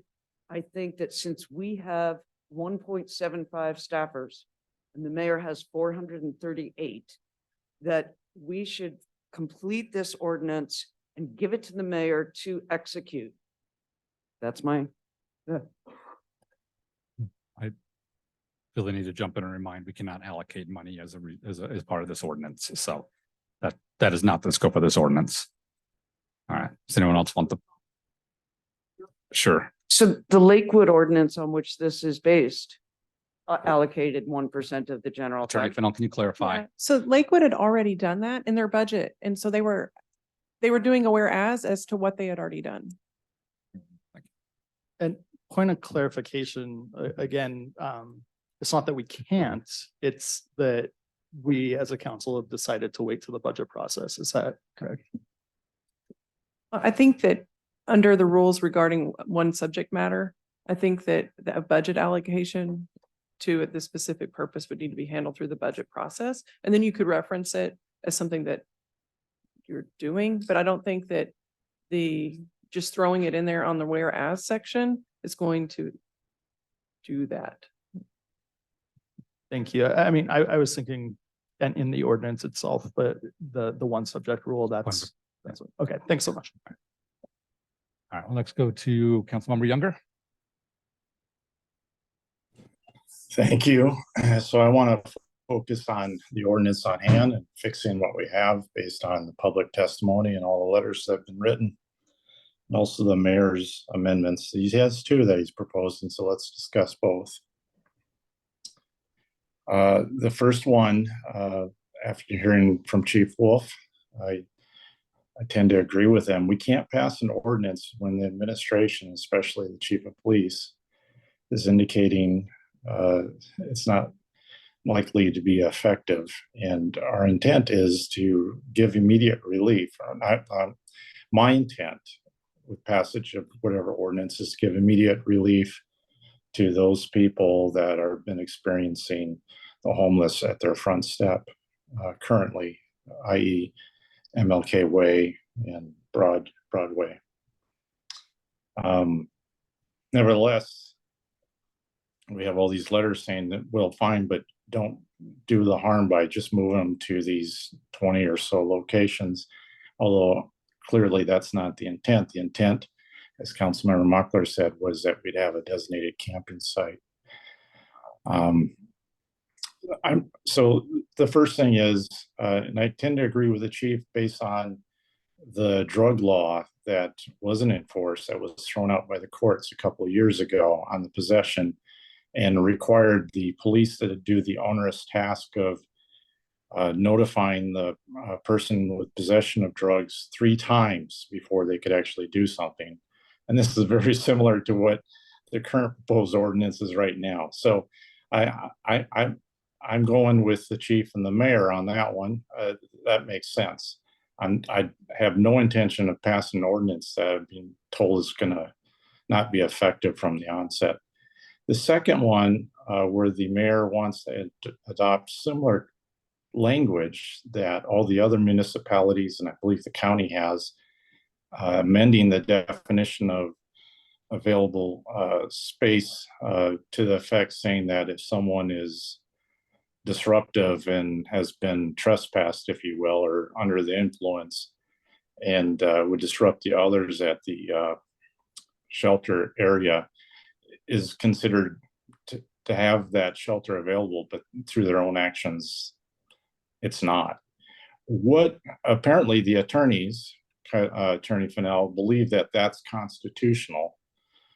In other words, because let's say that they're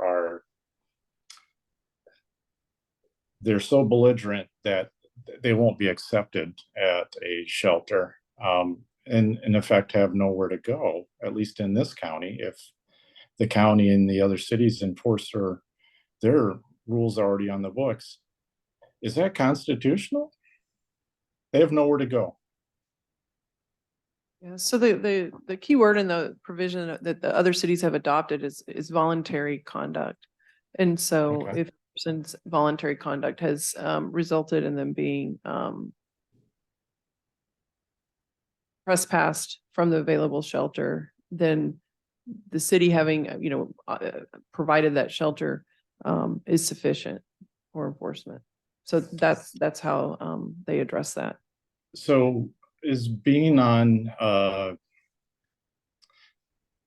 if the behavior is enticed or brought on by being on controlled substances, is that voluntary conduct?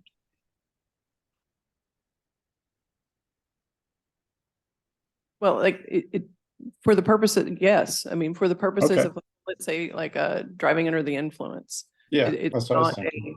a defense that the person is an alcoholic. Okay.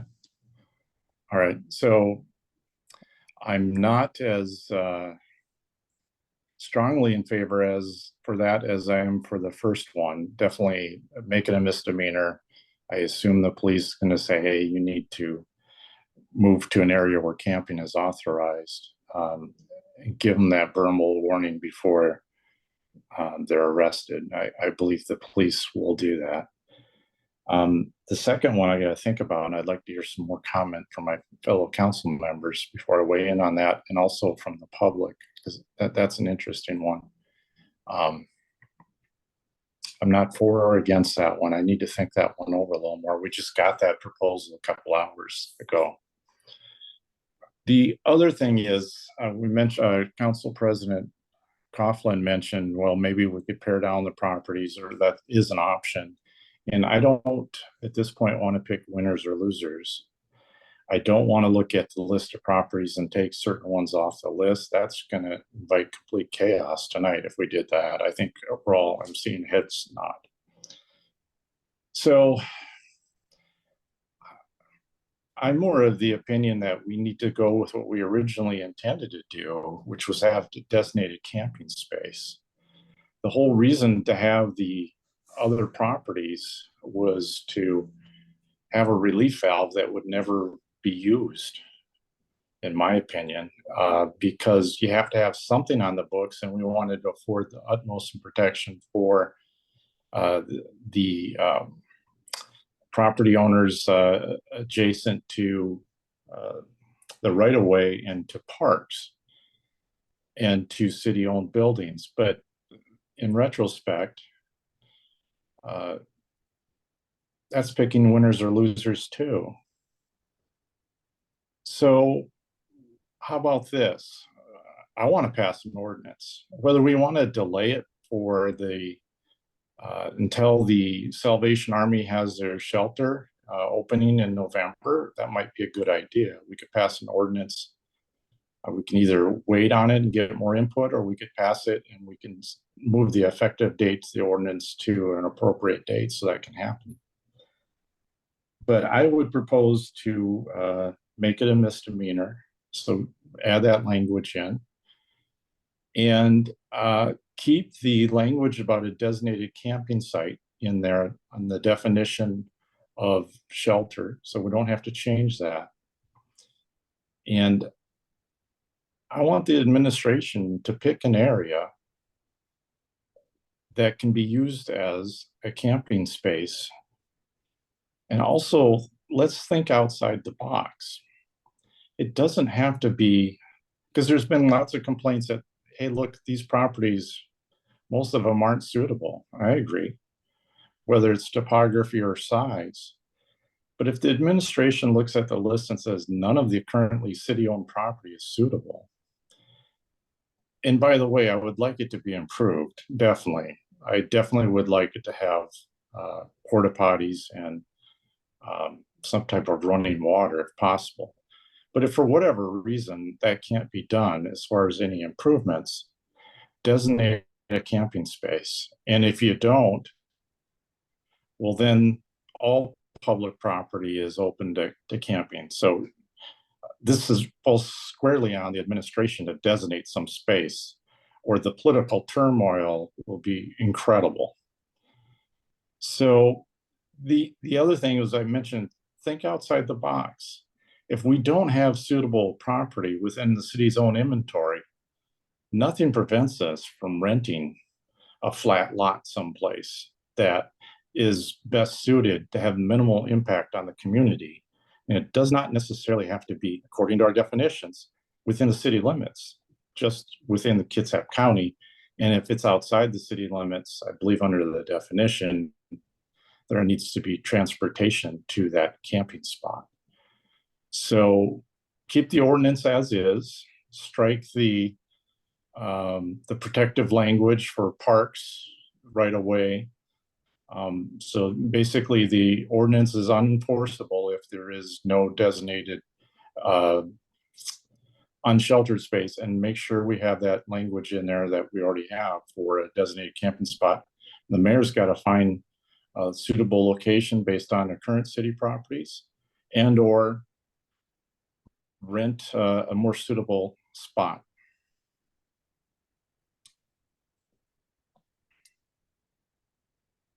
Good now. Thank you, Coughlin.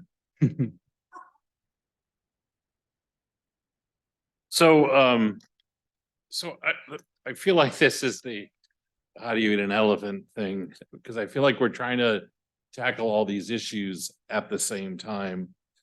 And if we, and I do agree with a lot of what Councilmember Younger just said, is the idea of some designated space. But what happens if those designated spaces hit capacity?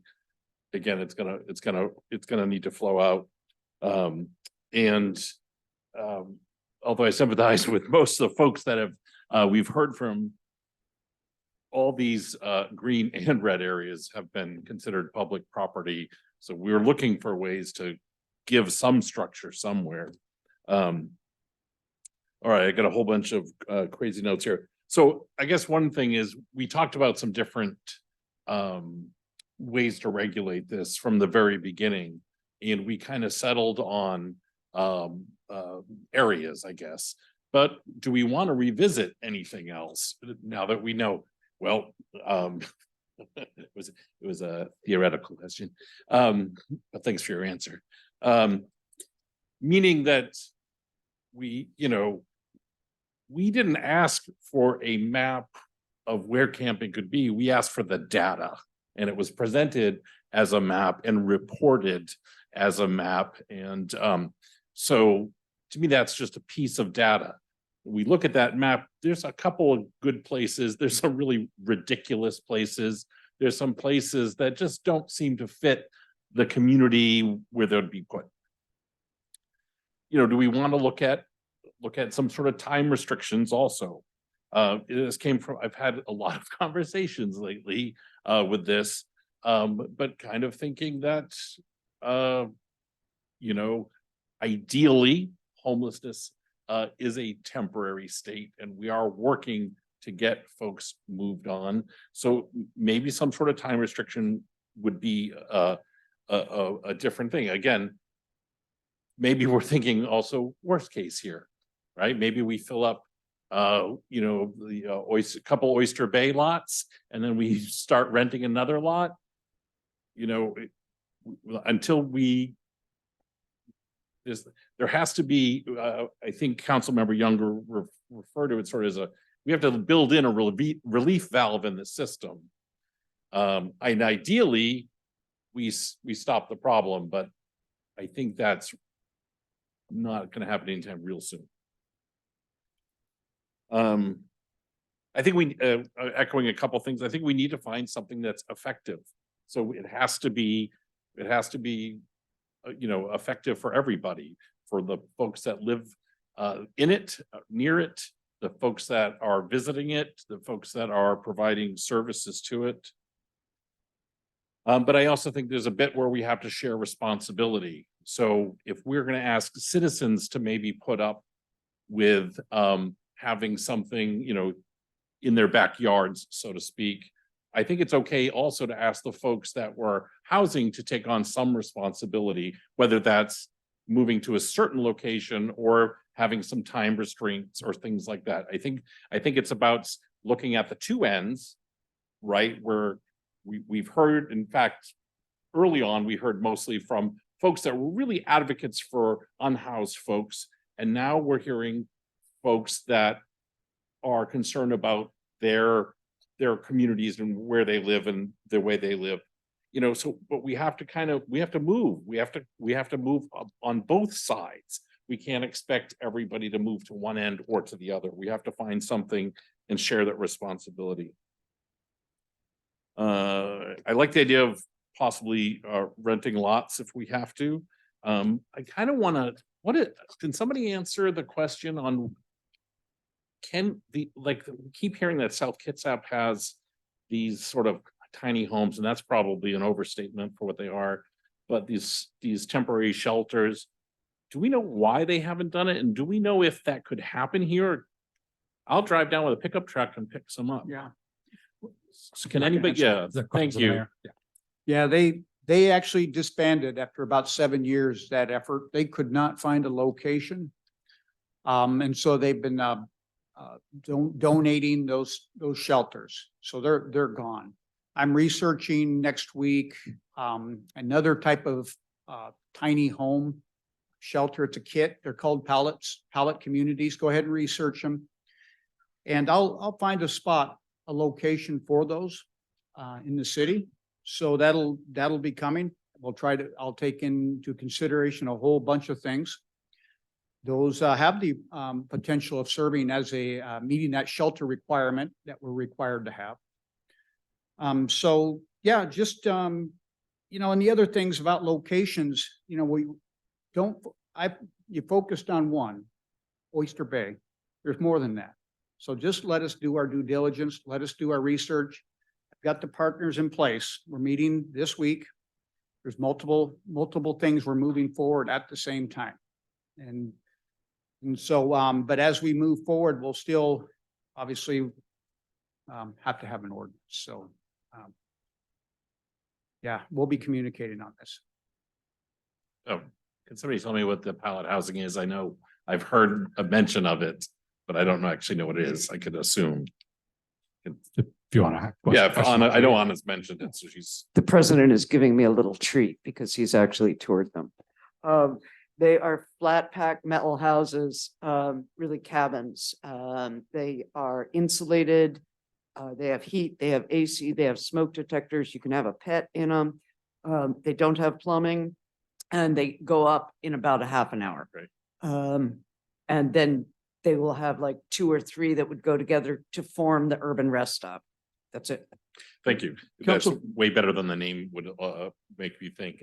I almost thought of a tent stapled to a pallet. So, all right, I think the last thing I want to kind of keep bringing up, I feel like it's the third time I've asked this question, but the right of way, if somebody has a right of way with a sidewalk on it in front of their house, usually they own the property underneath there and have given the city an easement or a right of way, probably for sidewalks and utilities and transportation, but not for other people to come and stay there. Would that, is that, can you correct anything I said that's untrue? I think the issue is that it's that usually is what you're talking about. And this is what Eugene ran into when they enacted their particular ordinance with regard to trespass in that area. And that's because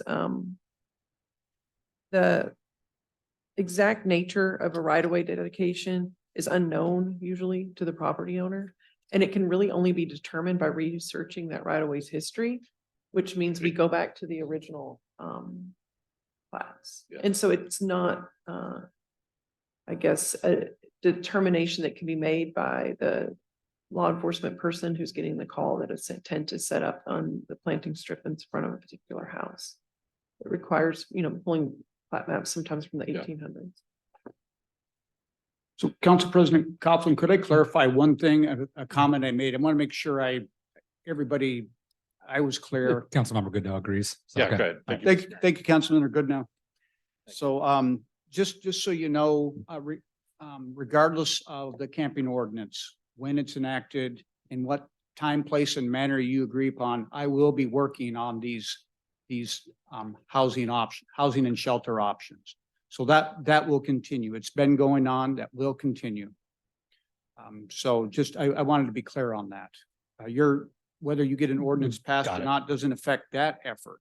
The only thing the ordinance does is it identifies a part of it as shelter capacity is mentioned in there, which I'll be also trying to meet that requirement.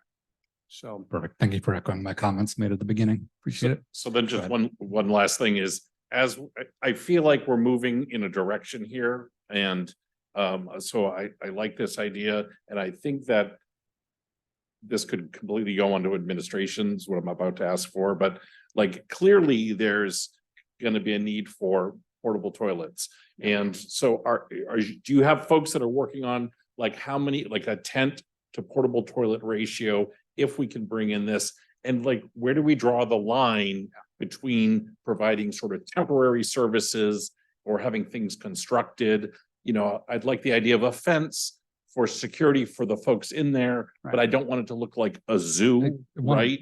Reiterate a little bit too, and reiterate my previous ask of not to, again, really hard to separate the resource provision with this ordinance that we're trying to focus on tonight. Well, But it seems like the ordinance is being hung up on the nuts and bolts of the solution, because previously I've said that the standing up shelter designated areas have no business in this.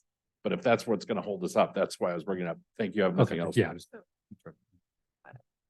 I did just want to point you toward, there is a section of code that the council's already passed that addresses what's required in a temporary encampment in the city, and it addresses all of those things in Title 20. So that was passed in 2019, and so it just gives you an idea of the kind of things that are addressed, and it's fencing and security and water and toilets and the amount of space that's required and that kind of thing. All right, I'll take my turn real quick here, and then after that, I'm gonna see if we have kind of a consensus path forward and see how it goes there. Yeah, really glad to see all the engagement, and I just want to say to my council members, I'm really proud of all of your leadership and commitment to tackling this issue as we committed to at the beginning of the year, and we haven't shied away from it. It's a tricky issue. It's a hot button topic. It's got a lot of strong feelings. It's nationwide. But again, council, I'm really proud of you. All right. So as far as the enforcement goes, and the mayor's suggestion of misdemeanor, I'm got to echo. I wish we had this when we started talking back in June. I wish we had this at the start of the year when we made this a priority, but better late than never to have this suggestion with expertise in the administration. In public safety committee, I asked about similar laws and their enforcement mechanisms. And Attorney Finnell, my understanding is that, trespassing on private property and some other similar laws are also just straight misdemeanors. Is that correct? And can you give some examples of those similar laws? Well, sure. I mean, usually anything that's criminal in our code is going to be a misdemeanor, which is punishable by up to 90 days, or a gross misdemeanor, which is punishable by up to 364 days. The ordinance that we just considered regarding theft tools, that's a gross misdemeanor. That's 364 days. Other misdemeanors, stealing a shopping cart is a misdemeanor. The code that we just talked about the sidewalk maintenance, actually not maintaining that planning strip is actually a misdemeanor. I've never seen that charge, but that's what's in the code. And so trespass to private property is a misdemeanor if it's an area that's open to the public. If it's an area that's not open to the public, it's a gross misdemeanor under Crim Trespass 1. And so theft, just general theft, is a gross misdemeanor of 364 days. And so those are just some other, I guess, examples. Much appreciated. So knowing that this would, and there, is it right that there's not really other similar laws on our books that have the kind of a 3 strikes monetary penalty that rises to the level of misdemeanor? That's kind of rare. I would say that is rare. That is not a typical feature of offenses under Title IX, although it does happen. I don't know how else to explain it. For example, Grants Pass, the city that is at issue in the Ninth Circuit case, they had a similar structure. But yeah. Okay, thank you. So given that it's in line with other laws, and I say it as a door knocked, really respect our Bremerton Police Department. I think they do an excellent job of enforcing the laws with compassion and with really using all the proper resources at their disposal. So I would also be in favor of making this a just simple misdemeanor and removing the monetary penalty language. As far as the shelter space definition, I'm also supportive of making our code in line with other cities regarding that language of voluntary acts. I really appreciate some of the firsthand testimony we've heard about how, however, that sometimes is not applied fairly. If somebody is unfairly kicked out based on a rumor, something unsubstantiated, it's not like they have a legal process with an individual shelter, a nonprofit, a religious organization to contest that. So my heart really goes out in those circumstances. But I do struggle with having a code that is separate from all the studies in all the other cities in the area, knowing what a regional issue this is. So I would really, again, we can't address it in this ordinance in terms of providing resources, but would encourage administration and regional partners to provide low or no barrier shelters for folks that have or don't fit in with other shelters. If you have a drug addiction and that's a reasonable request of a shelter that you don't do drugs in that shelter, I would ideally hope that there are shelters out there that have low or no barriers, and that there's different tiers so that different folks suffering from different afflictions can get the help they need in the proper places without affecting other folks.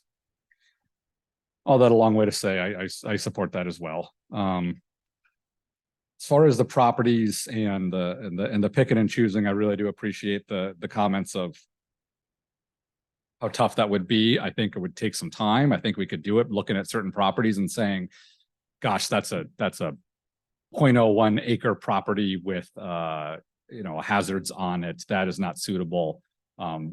That's a property that doesn't make sense. But we're not going to be able to do that tonight.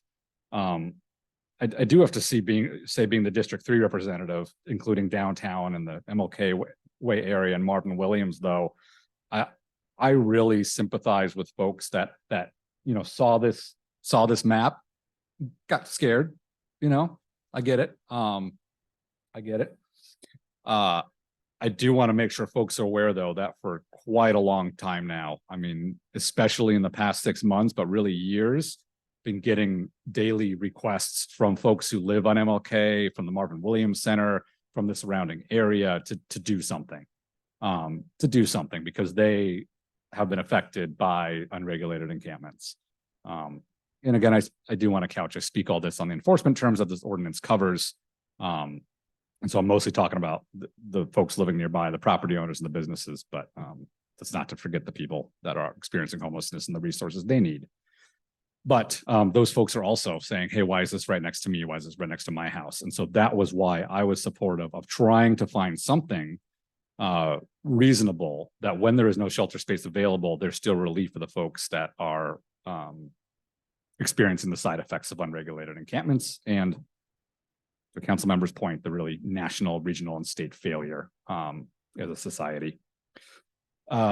Specifically, I want to address, like, when this map came out, the Pine Road 40-acre plot that's in the northwest section of the city. I was really shocked to see that was on there. And against a natural consequence, we said, here's all the public space and public properties in the city or at council. And we said, what happens if you remove X, Y, and Z, parks and the right of way and all way, and that's what you get left. Part of that included places that, as mentioned earlier, are normally off limits with no trespassing signs, the watershed, environmentally sensitive areas. And I know we had a conversation early on about explicitly calling out environmentally sensitive areas, because I think we recognize the impacts that unregulated encampments have on environmentally sensitive areas and the importance to keep those pristine. And the reason we didn't include specific language was because many of them or pretty much all of them, we assumed would be included under this provision that spaces that are normally off limits to the public, like the watershed, apply. And so this Pine Road was a shock. So and it doesn't, for whatever reason. And Attorney Fennell, do you want to, I think you have better information than me on why that particular 40-acre parcel isn't under other protections, or the definition of it as a lot, like the cistern in the middle counts, but not the rest. Right, it's just the square in the middle is a separate parcel, and so when the Public Works Department was tasked with taking the big list of city properties and removing parks, removing the other protected at all times properties from that list, it was one that didn't fit any other category. It's not a park, it's not a watershed, and the department, this was giving you the data that you'd ask for. It didn't want to editorialize and gave you what was requested. And so that's why it is on there. Sure. So all that to say, now that we have the list and we're looking at them, I personally would not support that remaining included as an area where enforcement would be suspended. I want to say that out loud. I wouldn't vote for an ordinance where that was a place where enforcement was suspended when there's no shelter space available, because it does not it's an area that to me does not make sense. On Oyster Basins, that's been mentioned a couple of times. That's the parcel of land kind of just south of the Public Works building. That parcel alone, it's my understanding that it's not really suitable as a loan site. And then I know by the courts, we have to have, right, we have to carve out some place where enforcement is suspended when there's no shelter space, and it has to be some minimum area. We can't say, oh, this 10 by 10 patch of land over here. Okay, that's the one space where there's no enforcement. We need some minimum acreage. It doesn't have to be hundreds of acres, but there's some number in there. That would kind of, we would hope satisfy the court should we ever be challenged on it. Attorney Fennell, does this parcel alone, is that enough acreage to satisfy? Well, no, I mean, I would say no. I don't think that it's, there's several different conversations going on too, because there's some folks that are talking about establishing a designated camping area, which would fall under the available shelter. That site would need a lot of work. It's not graded or anything right now. And so I don't think by that itself, you couldn't just eliminate everything but that site and, pass the ordinance. I would not recommend the council taking that action. Perfect, thank you. So yeah, that's comes down to the picking and choosing tonight. I don't think we can say, oh, this is the one parcel that's gonna be okay, and we can't say, start picking and choosing all of them. Okay, that was kind of my personal comments. So let me take a pause here on the mayor's first suggestion. And this is, it does not sound like we were going to have really a path forward to have a vote next week. I'm going to say that out loud. I'm not hearing that as council president. I know there's shock in the room, but yeah, well, we'll see. Let me Council start with President, the mayor's first before you go suggestion. Sure. item by item, can I say one final thing? One final suggestion. Okay, how about I give everyone a quick round because I want to be fair, Yep, yep. and then I I'll appreciate try that. and go. Yeah, but we do one more quick round, and then I'm going to go through the kind of two mayor suggestions and then our path forward and see if we can. I think Get the it amount for of time tonight. I talk relative to other council members, thank you for allowing that. And I appreciate the lack of size for most of you. I think what I would like to add to Councilmember Younger's comment is I think we need a confirmation. I appreciate that the mayor is willing to take this up. But I think that's punting it. And I think that the administration can make the recommendation, but just like when we appoint people to commissions or, federal agents, federal executives appoint people to the judiciary, the legislative just is a check to make sure, because that gives power to those people who are represented. And I see a lot of signs in the audience tonight. I know that one of my very active constituents is planning a meeting on Sunday to discuss this with my constituents. The mayor can't be everywhere. And I know at least 3 of our seats are up, right? And there needs to be political consequences to decisions. No, I appreciate that point of order. No So- discussion of elections. Sorry, during sorry. election season. So Thank you. I think it would be really important to make sure that that's fine that the mayor is the one, because he has the resources to choose these parcels. I would request that council confirms that. I also don't think that Pine Road is a good place for this because it's outside of a lot of resources that are needed. The mayor could choose that, and if we don't have a mechanism to catch that, I think that usurps a lot of our constituents' I'm gonna power. Chair's prerogative on making clear. This ordinance can specify properties where enforcement is suspended. That recommended list of properties or areas could at any time come from the mayor's office for us to consider. Areas, if you're talking, this is where a regulated, permitted site would be. That is outside our scope of this agenda item. Attorney Fennell, just. So I'm just trying to think of like other controls that are in place, I guess, for the council to be involved in the process. So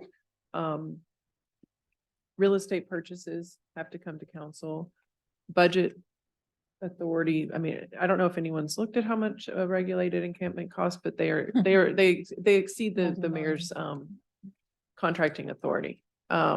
And so I don't think that's going to be something that you're not involved in. But I'm just trying to think through, like, for this purposes of this ordinance, what that would look like language wise, because this is an ordinance that, I mean, it's in Title IX, it regulates where people can and can't camp.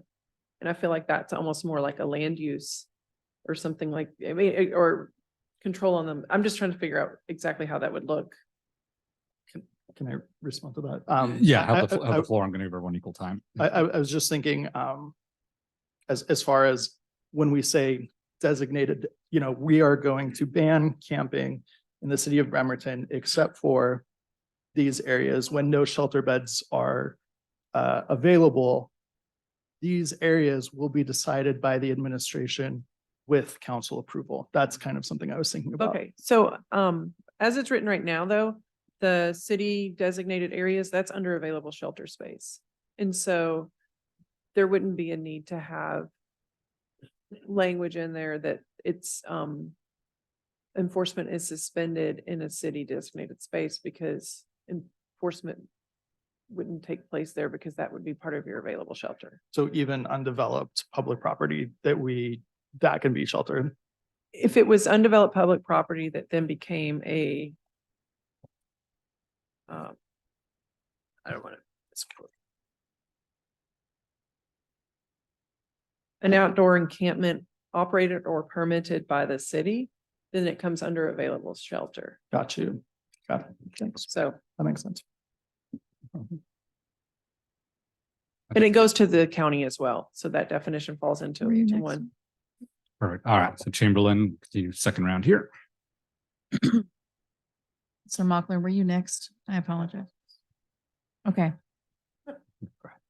So, thank you.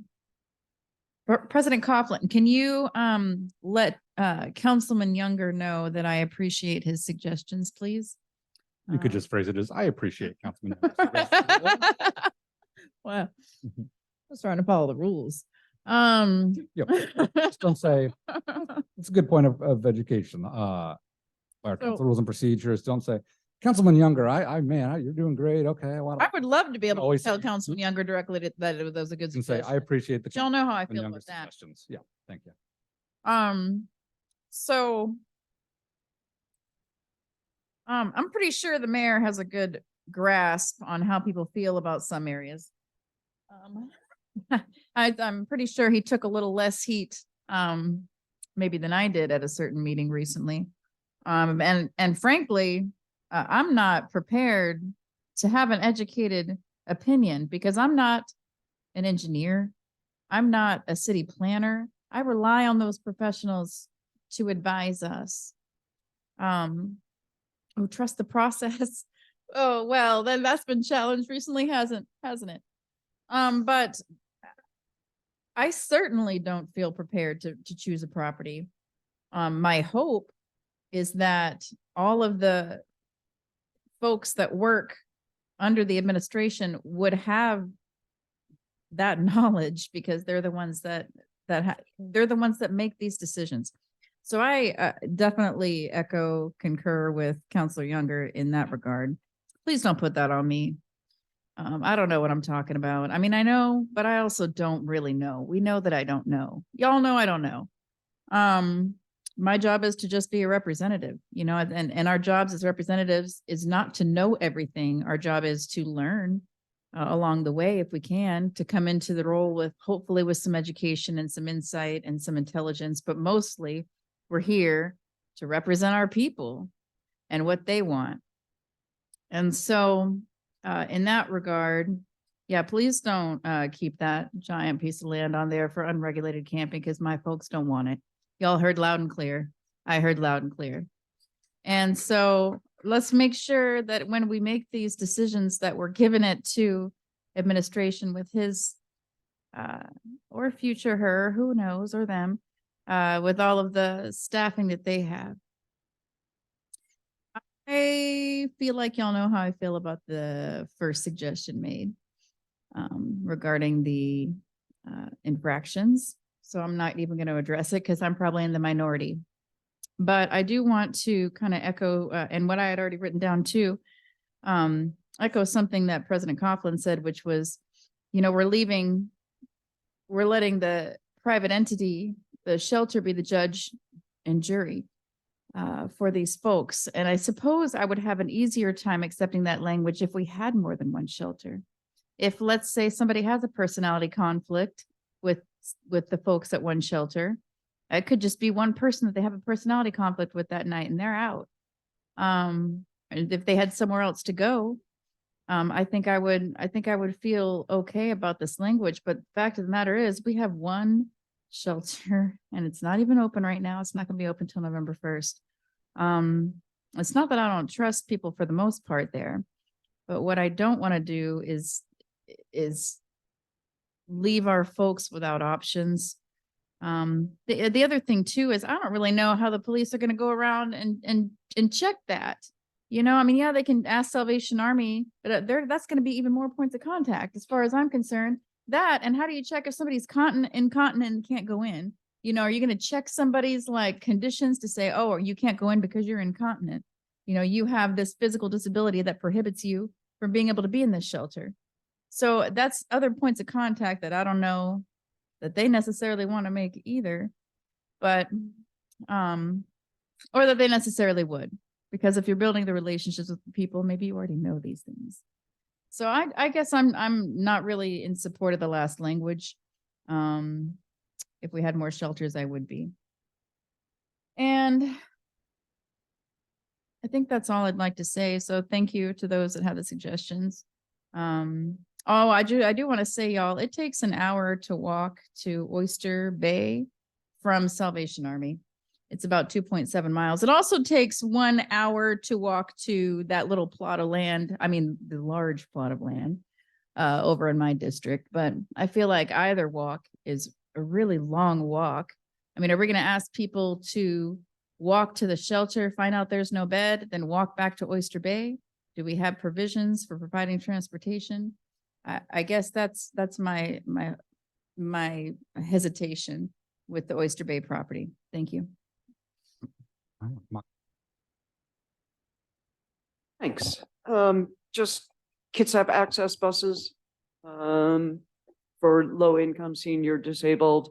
Also, that was one of the reasons that we thought it was best to have sites that were cited on public transit lines, because, you know, who knows, someday Sunday transit will come back. That's really about it. Also, one of the things that Attorney Fennell brought up is a lot of these ordinances require the city to pay for transport if public transit isn't readily available. That's it. Oh, wait, I'm supposed to say this. I like the mayor's suggestion because it was approved by Chief Wolf. I have a tough time with the second one because I don't think in fact, I'm certain being mentally ill is not a voluntary action. And for many people, being addicted to intoxicants or opioids is no longer a voluntary action. That's it. Oh, thank you. Maybe I'll give opportunity to mayor and folks to, if there's anything with statements, but let's finish around this council round. Allow you to all chime in and then we'll draw to a close here. All right. So yes, next up, Fry. Just a couple of points.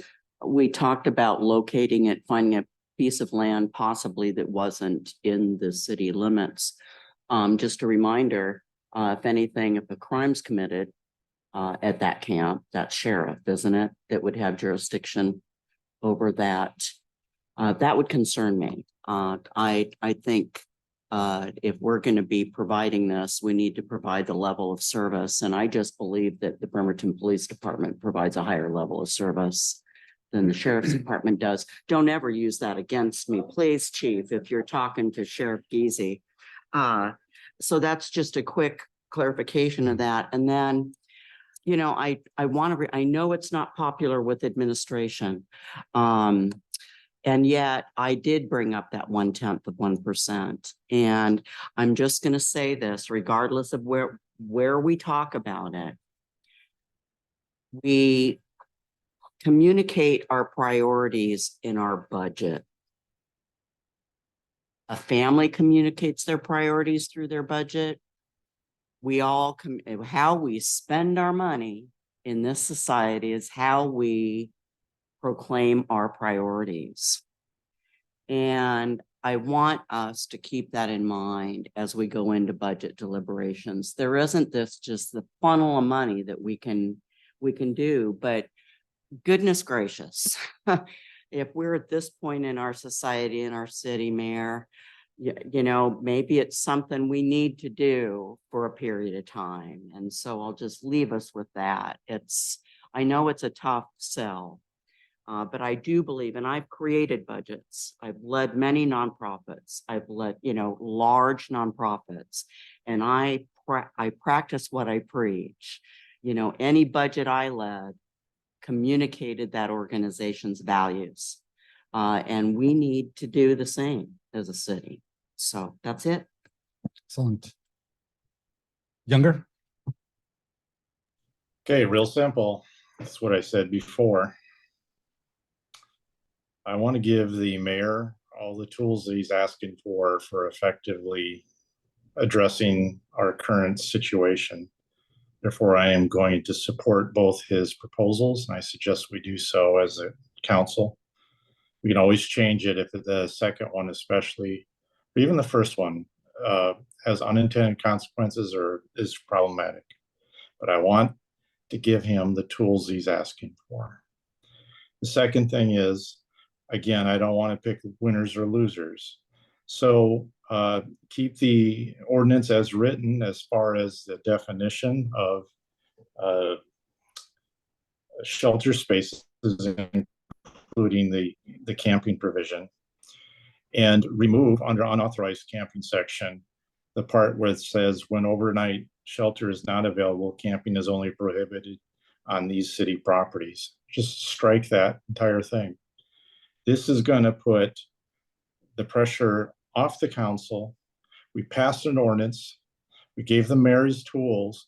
Now it is up to the mayor to set up as soon as possible overnight shelter in various forms, working with nonprofits, also as the city setting up a designated camping space or two.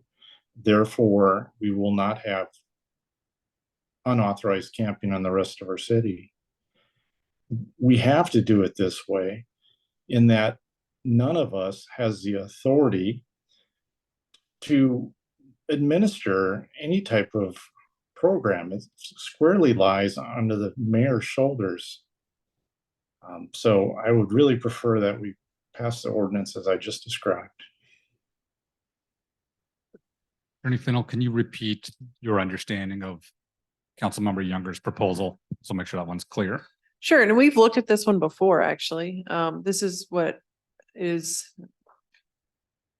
when we were talking about this back in June, it was the option where the council basically just adopts language below our existing code that suspends enforcement when no shelter space is available. And then we would make the changes to our definition of shelter space, and the changes to the penalty provision. And I actually have those all drafted right now, right here in front of me. And I could do it at different versions if people aren't sure of like where they stand on the penalty provision, or if we know that, or if you're not sure about the addition of the language that came in this afternoon. There could be two versions presented of that. But no, I think I understand Councilmember Younger's. It's basically the same ordinance that we have right now with a different with the definition of available shelter space and a suspension of enforcement if no shelter space is available, and an increased provision on the penalty to remove the predicate infractions. Thank I you. got it. Point of information. Yeah, point of information. All right, Yeah. Robert's Rules of Order. That's a thing, you know. Ask a question for more. I say, so point of Good one. information on that. So does that mean that we are not, because the shelters are not open, that there's no provision to move folks off of MLK or Broadway at this point in time under this language? Right. Enforcement would be suspended if there's no shelter space available. Thank you. Till the shelter. Yeah. Yeah. Perfect. I want to make sure Younger, any other, or make sure you seated the floor. Yeah, Attorney Fennel accurately summarized what I was trying to say. But the intent is not to give relief, not give relief to the folks on MLK Way and Broadway. It's to have the mayor set up a camping site as soon as possible so they can have relief. Yeah, no, good to see now. Head shake from good now. Perfect. Okay, so let me go through kind of these three decisions. I'm hearing, I think, a pretty clear majority in favor of the proposal to make it a straight misdemeanor. If there's any objection to that assessment, let me know. Okay. I know the shelter space definition update to include the language regarding quote unquote voluntary behaviors and not being in a shelter because of that. I think I'm hearing a close majority for that, but if we need to take a thumbs up, thumbs down, let me know. But if anyone disagrees with that assessment of it's a majority of council. And Yeah. I can also present it as in two form. I mean, there could be with and without. That's not, it's literally like, Yeah, I'm happy with a thumbs up. Okay, so let's just for the record, a thumbs up on supporting the mayor's suggestion from a few hours ago on updating the shelter space definition. The second item, I think everyone knows what I'm talking about. Okay, perfect. So that's, yeah, clear majority on that one as well. Okay. And then as far as all our options tonight went, we are clearly not going forward with what's the draft is for next week. We are not going to be picking properties right now, and it sounds like that's tricky in the future. I'm just checking all the options. There's still the possible planning strip ordinance, but that would require more time and more feedback. But let me stop there and say, if we did that, there would clearly be more time for this. So is council in favor of basically taking, I don't know what it would take, but a couple extra weeks for administration to evaluate the Eugene planning strip ordinance? Possible. Okay. Possibly. I mean, I'm not sure how I feel. I'm gonna do a sideways on that one too, because yeah. we could also, if you wanted to, maybe Parallel. talk about it more in public safety. Mm. All right, Michael. For the record, Councilmember Mockler says she's been in Eugene and they have big parking strips.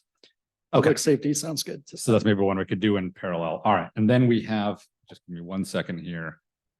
I just want to get this all for the record.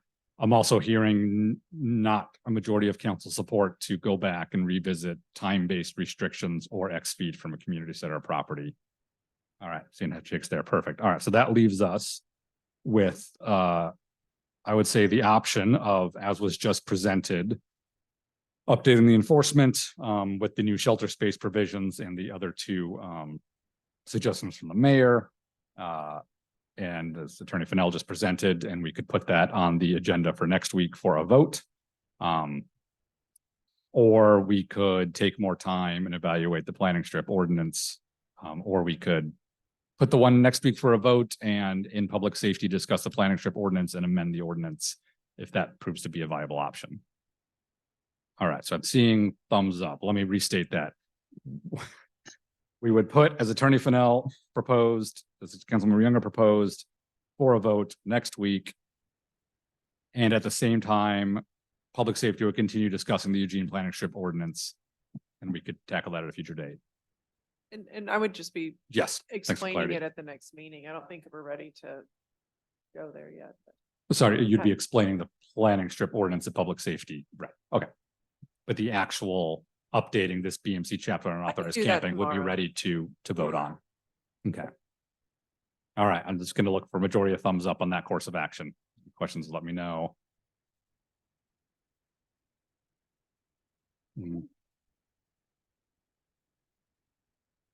Well, take my quick personal time in that round too. I didn't get to and say I do struggle because of the folks in my district on MLK and near there. But hearing all the difficulties that we're now encountering, I would like to pursue this planning strip ordinance because that may provide relief, for example, to Marvin Williams, the one go down that pass. But personally, that's I do echo Councilmember Younger's thoughts on telling those constituents. I sympathize. You've gone through a lot in the past couple of years. However, I'm sorry, put pressure on the mayor to continue working, who I know has been working hard, and I know this isn't easy. But get the shelter space available in the city, in the county, and then there can be enforcement. So I want to say that from my personal. And I have another point of information. I didn't mean to cut you off. Yeah, no, go for it. But the planning strip ordinance, isn't it just like, is that to go into effect sooner than a shelter's going up? Is that the purpose of it? So people can get off the planner strips? Another tool? Is that the end game? The phrase is right. Attorney Finn will correct me if I'm wrong. The idea would be that if public safety discusses that, that would be a update to a separate piece of city code, which would allow those property owners to potentially have folks trespass from the planning strip in front of their house or their business. Yeah. I would say if it is an alternative to the council's draft that was in front of you Okay. tonight about right-of-way planning strip and all of that, and it is another approach that a different city took, and it was based on what the budding property owner basically wanted. Okay. But until then, they can still camp in the woods or go to the 40-acre lot by my district. If the planning strip were, point of information on that, that's what would logistically happen if they were taken off the planning strip. They can go anywhere else they want. Until there's shelter space available. Okay, thank you. All right, council, any questions? Everyone clear on our course of action? Make sure I'm with understandings. Perfect. All right, thank you so much. Oh, Mayor, I'm sorry. I did promise if there's any other information you wanted to add. Well- And for everybody, I really do appreciate the mayor being here. I have to draw a fine line on the mayor's not a member of council, so can't get a turn with everyone else, but we are really appreciative to be able to ask questions and get information. So just to clarify, go ahead, Mayor. Yep. Yeah, and so I don't want to it sounds like I have support for my first request. The second one, I missed the thumbs up or down vote. I don't want to That oversell it if you That was already that was a decided. thumbs up. Yeah, All thumbs thumbs up up. to both. Okay.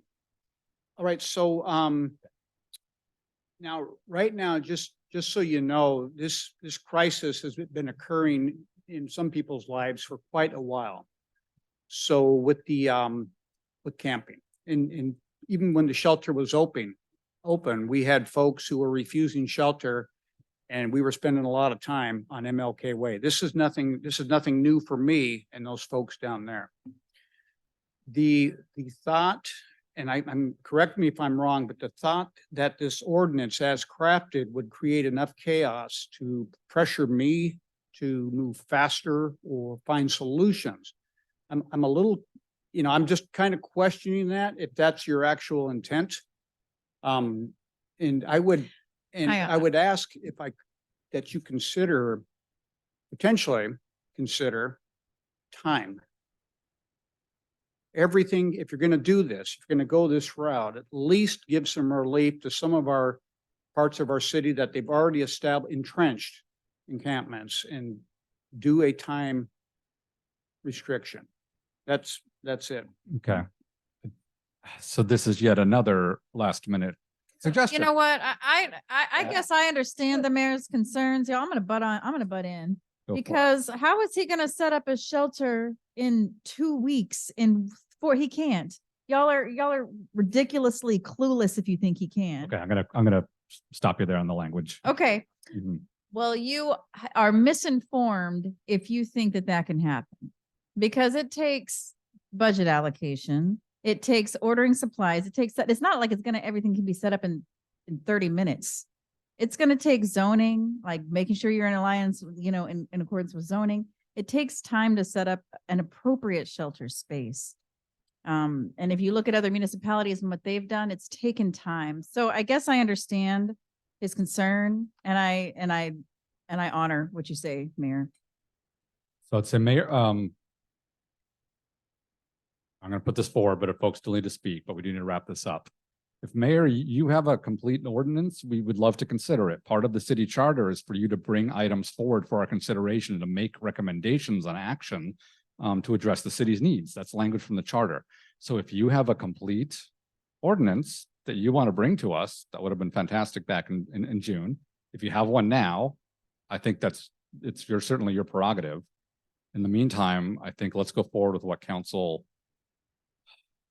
drafted. But Yep. council Yes. members, yeah, I'm Councilmember requesting Younger. that.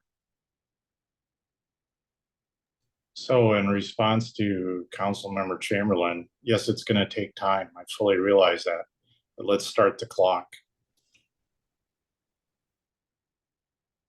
Council, quick finishing comments here, and then I think we have a path forward. I'm sorry, let's go. Good now. I'm sorry. My goodness. Mockler, good now, Mockler, then Dennehy. Point. I just want to say that all I felt I heard the mayor say was great. But can we do anything to give any relief? So that's now solved, sort of. Can we do anything now in the time it takes to stand up other solutions to give relief to the people who've been burdened with this? So that's all I heard. And I don't, and that's an option. We could come up with temporary something, which I don't think is a bad idea, because as there's folks that are relieved with where we're at, there's people that are not so happy, but the folks that have asked us to do something, it could be spring. Hopefully not. Mockler. Ukrainians set up refugee shelters within days. This is something that can be done. My second and final comment is, I don't think anybody on this council is aiming to create chaos as a way to urge the mayor to act. I think we're choosing a method that takes note of his greater expertise, his greater staff, and his role as defined by charter to be the head of the executive branch. Dennehy. I agree with Councilmember Mockler on that point. Just a quick clarification. So Mayor Wheeler, sorry, I'm trying to look at you while also Yes. talking to that. You're right. I can move these. I forgot they're not on. They are wireless. It is 2023. Thank you for that. Attorney Fennell. Sorry. Now I feel like it's been 2.5 years and I haven't realized that. Sorry, I'm also a little tired. So just for clarification, your opposition is to Councilmember Younger's suggestion that the administration define the areas that will be exempt from the no camping ordinance, or are you specifically talking about the creation of shelter as we would understand it? Actually, Sure. I think I understand what the mayor was saying. Yeah, I sure. think what he was saying is that this council should revisit a time-based restriction, similar to what Portland did. We talked about this back in June, where camping is prohibited. You pick a time, it's like between 8 a.m. and 8 p.m. It means that if you were camping during that time, then it would be illegal. Okay, thank you for that. Just a comment on that then. Thank you for that clarification. Is that correct? Mayor? yes, that's all, Okay. that is all that is my ordinance that I'm proposing. Exactly what you have, just put the time-based restriction in there. Got you. So my response to that for my fellow council members is I think we've discussed that, and I think we kind of discussed that may be cruel for people to have to pack up their entire belongings and lives between certain hours. I think we were all moved by Vice Chamberlain's personal account of needing to leave a spot in order to, go find resources, come back. And I think Councilmember's Younger point about being able to have a space where people can leave their things as they go out and search for employment, as they go out and search for resources to get them out of the situation that they're in is pretty important. So while I understand that request, I think my mind's made up on that one to not have a time restriction. Thanks. All right, now that that's on the floor, any better the councilman for the chime with their thoughts, just to do the same thumbs up down on the time-based restriction.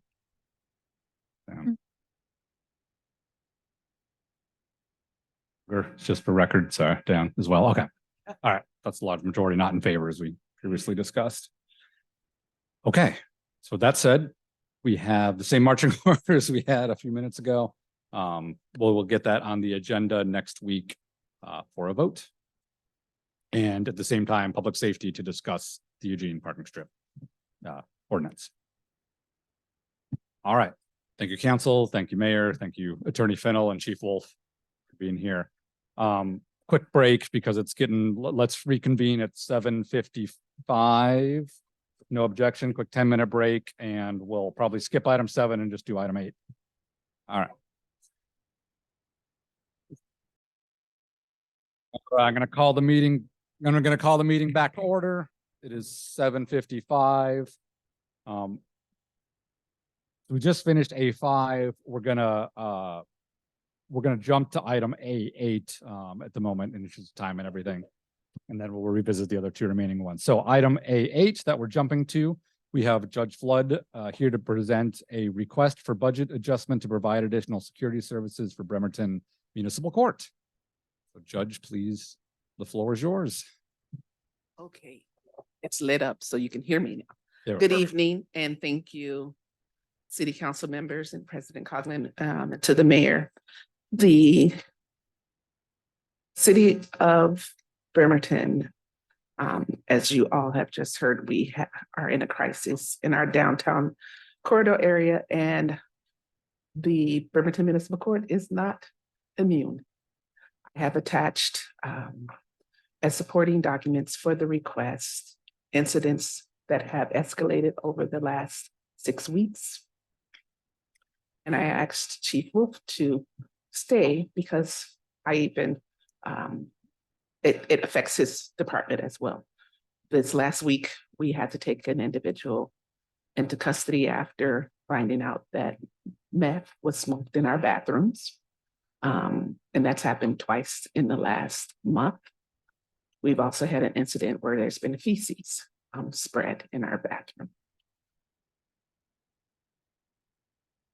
Currently, the way that the Bremerton Municipal Court is set up as far as security is it's contracted for the front door coming in and out. There's a wand. We do not have any scanning equipment to see what's being brought in, but everyone is wound down. And there's been plenty of times where the security officers looked in the purse and found drug paraphernalia. With the new code being passed, we're seeing, as I mentioned at the safety committee meeting, the increase of possession and use coming through the courts.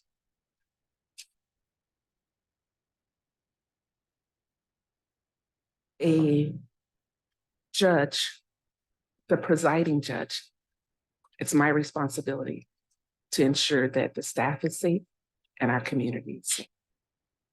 And leading back to when the window was broken last year in February, when I first came into office, less than 30 days in the office, we had to break in. We've had several small little security incidents that have happened, but they're escalating because we need the defendants to come to court in person. With COVID, there wasn't as much of a need, but we're fully open. There's rarely that these individuals have access to Zoom. Our mask mandate has been reduced, and we're also required by the code to have our bathrooms open. As a security measure, we did have our facilities come in and put locks on the doors, but we do have to still allow access. So once they're in the bathroom, what happens? We still don't have any control over. I think we've had to call the Bremerton Police Department very often, I want to say in the last couple of weeks, for support. I did reach out to Chief Wolf first to see what kind of support they could provide to us. We're now transporting defendants from the jail for hearings twice a month. That takes 3 of his men to be able to do that and support the court. And so that's been working very well. We also have the issue behind not having the day-to-day. We've had defendants leave the courtroom angry. We had a defendant run from the courtroom because they needed to be taken into custody. So these are all things, again, they're escalating the number, the foot traffic that's coming into the court just on a daily basis to schedule hearings, whether it's a litigation hearing or a contested hearing, to pay fines. That's downstairs. Upstairs, we're seeing a volume of upwards of 50 individuals on Monday, Tuesday, Wednesdays, are heavy days. I've worked with Melinda to take on the recommendation that Chief Wolf made of contacting Seattle's Best, and they have provided us some support. And one of those support days was the day in which the last defendant was smoking in the bathroom. He was able to assist in detaining until the 2 officers came from the Bremerton Police Department. So in no way do I want to be sitting here in front of you saying all of these things have happened, but they have, and it's not getting any better. As you can see from the timeline, it's getting worse. And we're at a place where I'm afraid for my staff. I'm afraid for myself. I'm afraid for the people in our community that come into our courtroom if we don't have adequate security. The estimate is asking that we be able to have in our budget of $60,000 to get us to the end of the year. In next year's budget, we will put a proposal in for the year. We're estimating a need for about 3.5 days of extra secured officers from Seattle's Best. And they have really made a difference in the few times that we've been able to have them there with a few dollars we had in the budget that Mike okayed for us to use, but we know that the need is there. I will just say the last time that I came as far as asking for additional funds was supporting the AV media grant. That construction has been very successful. It did get completed and we did receive extra dollars from the state. So that amount that we requested that we would need, we didn't actually need. Maybe there was a couple of thousand, but the state came in, gave us more money as they saw the need to support that. So that construction, again, has made it possible for us to be able to have people in the courtrooms and to be able to have the media sounds and not the issues that we were having prior to that. So that is the request of the court. We're starting a possible 3-day trial tomorrow. It would grant me great relief to know that there's some funding coming or allocated to our extra security. And Colton, thank you, Judge Flood. Council for awareness, this item was requested to be added yesterday. I think I got the request about 5 o'clock. And so I allowed it to go on the agenda for discussion. The request was to take action, but again, due to the Open Public Meetings Act, we cannot take action on items without at least 24 hours notice to the public. So I'd wanted to make clear that was the request. And so after discussion, we have our usual options of deciding to take action at a next meeting, deciding not to, or there's the option to hold a special meeting should council decide that that time is of the essence. But with that, Public Safety Chair Fry, the floor is yours for any questions or comments and summing up. I know this came to Public Safety, I think, a couple days ago, at least the topic. Yes, it did come before Public Safety and we did discuss it briefly. We tried to provide some reassurance of support and did reference budget process. So I think it was our understanding that it was going to be something that would be examined during the budget process. I wasn't aware of how much of an emergency type of situation this is. You know, I've been asking you about safety there since the beginning, and I am always concerned about safety in a courtroom. I've been in too many where I've seen things go bad, and they can go bad really quick. And there's real risk there. Although, again, like every administration proposal that comes to us a bit late, you know, we're going to complain about it, and we're going to say, geez, and it's hard to weigh in against something like this. And yet my understanding is you're out of money. Is that, I mean, there's no like extra money to pay for this in your budget or anything. No. It's an extra I don't know expense. if that would be correct. Mike could probably explain it a little bit better, but there was not any money designated specifically in our budget request for this line item. And I think that's the issue.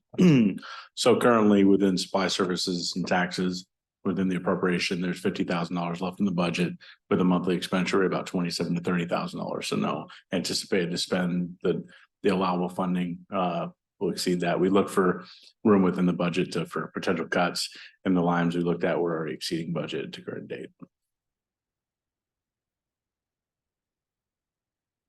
Boy, that's tough.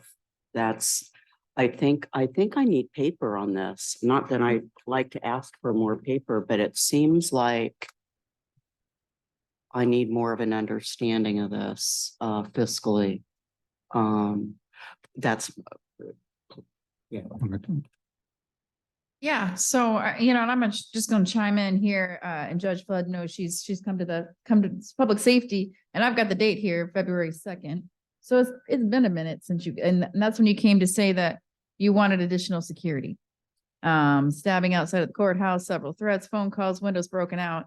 And so you came to us at that point in time and wanted additional security. Did we approve any funding since then no? So we kind of have given the head nod for extra security, but the problem is it hasn't come to us as an agenda bill.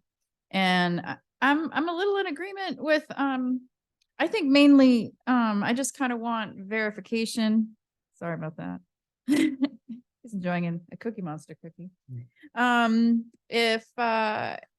If this is an accurate amount that's projected for staffing, this seems like, I mean, I guess when other departments bring items, they know right to the penny exactly how much it's going to be. They don't have a large estimated amount. I doubt it's going to be exactly $60,000 for staffing. So with this request, because it's a contract, we have a contract rate for the personnel being Okay. used, and we have the amount of hours and days it's being requested by the court. So it is that dollar amount to Okay. project through the year end based on the days they think they need coverage for.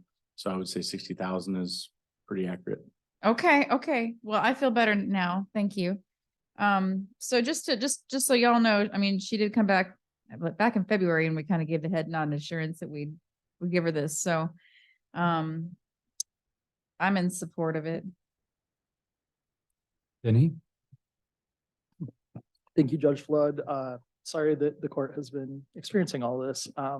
The risk liability aspect in me thinks it's pretty smart to approve this. I would hate for something to happen and a request be on the books that there was a request for added security. So I know we can't take action on it tonight, but I would recommend it goes on consent for next week. Their council members? Yes, Mockler. Thanks. I'd like to see paper. Here I entirely accept Judge Flood's verbal assurance, and I entirely accept Director Riley's verbal assurance. But I would just like to see paper. Like, what's the contract? Who's it with? And then really pretty darn soon, we're going to have to start thinking, well, what happens next? Because I'm assuming, Judge Flood, that you don't imagine that this will vanish as smoke at the strike of New Year's Eve? Right, so We need will to- plan to be requesting to security officers in the 2024 budget, just so that you know. This was in the budget that we put forth for 2023, and it was removed from the budget. Okay. Anticipating that we would be open more and that this would be coming. The issue in which you're saying you want to see paper, this came from Melinda in contracts from the city, putting this together and talking with the security officers. This did not come from Judge Flood creating a hocus pocus number. Yeah. So I just want to make sure you understood. No, I assumed that somewhere there was paper and just saying, I'd like to see it. There isn't a contract though, because we can't do a contract until you say you're okay with the funds. That's what I'm understanding. That we approve, people say, here's the contract we'd like to enter into, can you give us the money? And we go, yay or nay, usually yay. So I'd just like to, Director Riley is telling us that there is a contract. No, the process, we can have a draft contract. We've been working with Seattle's finance. There's also a procurement steps that need to take place. This is all come up pretty recent. Melinda has spent a lot of time in the last couple of days working with the court to determine cost, determine need, to work with the vendor that was not worked through our office to procure, that was through a recommendation of BPD. So now we've had to do our due diligence and get quotes to make sure they are a reasonable cost.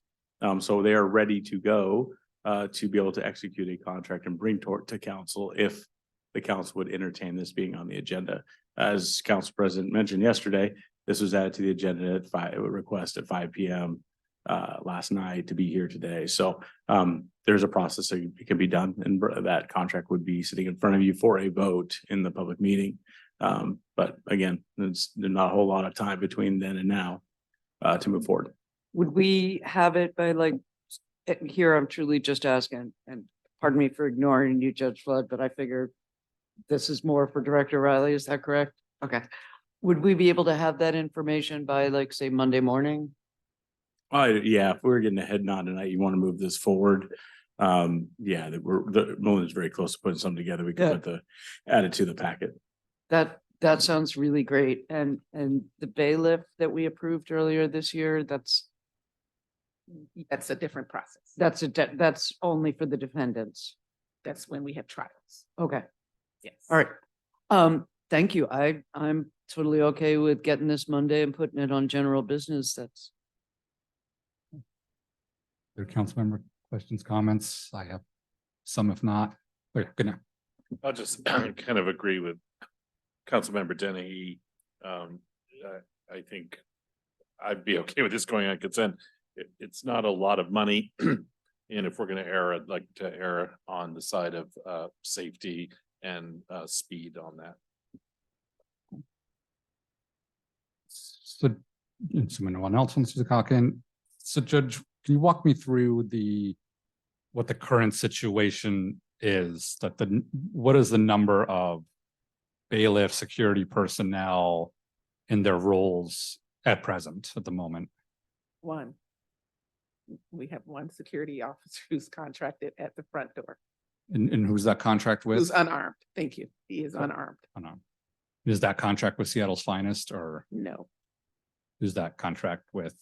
Melinda's online. I think she can answer that. It's question. merchant patrol. We have multiple contracts from merchant patrol services. We've actually increased their contract for the city contract. They oversee like our lots and on the court property. And then we have a separate contract for the security officer that is at the door during court operations. Sorry, can you restate that again? No, Just a little slower, Director. Sorry. Sorry. So I'll summarize. So the merchant services, merchant patrol as a full-time security officer that maintains at the door during the court's operations, but it is unarmed compared to the security guard there right now that they brought on that is an armed guard. Okay, thank you. And then the bailiff mentioned is He's there when there's trials. just one trials, and that's a contract with No, that's no. an employee. That's an employee. On-call employee. on-call employee. He's Okay. on call when he's available, because Kitsap County is in a big trial. He is not available, so we will be starting a trial tomorrow without a bailiff Okay. Thank you. That's good and information. without a security officer that's armed.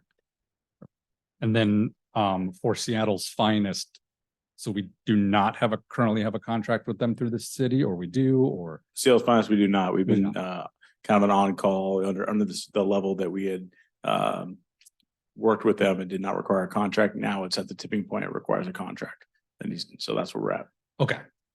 One full-time contractor with the Merchant Patrol that patrols the door during court operations, the bailiff as needed on call. This would be a new contract with Seattle's Finest for, I want to get it right, one full-time armed security guard. They're requesting the contract would be an up to $60,000 contract is what the judge is requesting. That will give 3.5 days per week through December 31st. 3.5 days per week through December. Okay. And then whenever there's a request for budget adjustment, I think it's due diligence to dig into that a little. And so I want to go back, Director Riley, to something you said, and I want to make sure I got it right.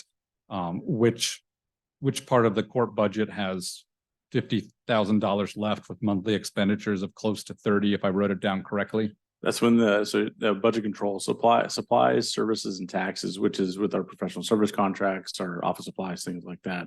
That budget is about $50,000. There's still some unpaid bills that are still outstanding, but that was at the time we ran the information. Okay. And so it being mid-September, that particular item is category of budget it sounds like it's going to be run out of money by definitely end of October. Correct. Okay. Right now, we're projected to exceed budget in that budget control category. Okay. And then are there other budget categories under the court that are in a similar position to run out before the end That's of a the year? primary, that's where kind of primarily everything lives. There obviously is personnel, which the court has brought to you different FTE adjustments throughout the year, temporary ads. We can kind of continue to work within the confines of their budget once approved, but with vacancies, there is some room within their personnel budget overall, probably at year end, but we're still projecting pretty close. Okay. And then this 60,000, if we do the budget adjustment, is that coming from general fund? Correct. Okay. So I also don't want to mess around with safety first. I think that's critical, both for city liability should something happen and just being a human being. And I want to make sure that no harm comes to anyone in that courthouse. I do think, however, we're going to be going into budget season here in October, and the whispers I'm hearing, and everyone knows economy wise, is everything costs a lot more. Some revenues are up, but not as much as things are costing. It's not going to be we're not going to have a lot of extra money. It's going to be a very tough budget season throughout the city, is my understanding. And so my expectation, if this goes forward, is like every other city department and the tough choices we're going to make, the court may need to prioritize certain services. And I think prioritizing safety is absolutely the right call. But that may have to come at the expense of other categories. And I want to say that out loud because we can't take lightly that we can't print money. So that's just kind of my expectation, Judge Flood, going into budget season, that we have to take a hard look, I think. This triggered that. Any other comments or questions from council? I'm hearing otherwise we're okay with this going forward, or yes? Well, it may not be germane, but my goodness, we're going, what's going to happen? How much is this budget going to be exceeded by for the courts? We've already got the 60K. So currently at $50,000 left in that category, in the category we're discussing, at Yeah. about $30,000 per month, that would get it 60 in 2 months. We're probably going to be short 30 to 40,000 without this addition. So we're talking an extra almost 100 grand. I mean, that's So 100. I mean, it's the gonna be reg- about 100 grand. Yeah, and so the proposal at year end would to be reallocates if there's any savings in supplies in their salaries, to reallocate that to the overrun in the other categories. How common is this for departments to be over budget by $100,000? It's pretty uncommon for the city. Okay, so, okay, thank you. And actually, I'll jump in as well with a follow-up question. So in that case, when either, I'm sorry, to be clear, or not being a department, but a separate branch of government, but obviously city council in charge of budget. But when either a branch of government or a department exceeds a budget category like that, is there a procedure where basically, purchases or expenditures are stopped because there's nothing left in the budget category, or does it automatically come out of general fund to compensate for that going over budget? What's kind of the process there?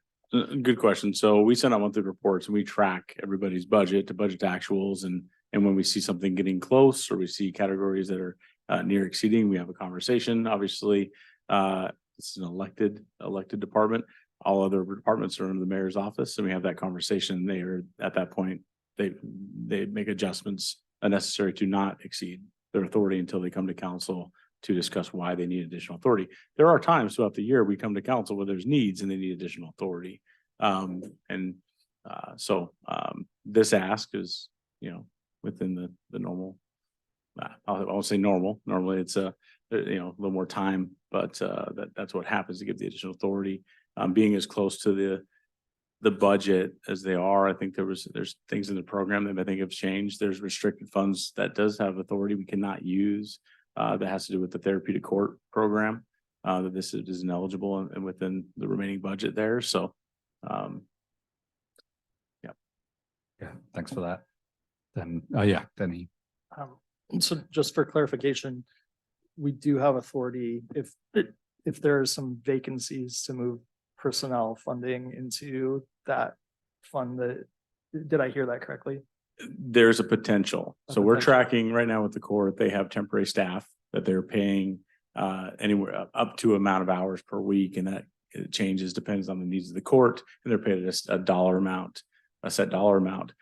So we try to track that from a financial perspective, but we don't know exactly how much time they're going to use. So it's very kind of reactionary, but we are watching that. So right now it's trending pretty close to actual authorized budget, but there could be savings there that depending on the use of those individuals. They still have some, there's, like I said, there's still vacancies that are in the court, but they're continuing to hire. I think we just approved to bring somebody on. So that might be close and there might not be available. I can't promise that. The position that we just filled is funded by a grant. And so we still have positions that are unfilled, that are full-time positions. So in looking at funding the grants and having attended a meeting again today, which was very timely, and understanding, questioning around how grant funds are allocated, the way that the state set the parameters for us is if there's an employee that spends time on the community court, then that time comes out of that grant funding that pulls away from their regular salary. They're to track that. They provided us with a spreadsheet to do so. Our dedicated staff person who just started today, his salary comes fully from the grant funding. And if he spends time on something else, that hour or 2 hours does not come out of that. So that is how the grant funding, which is now appropriated funds from the state, works.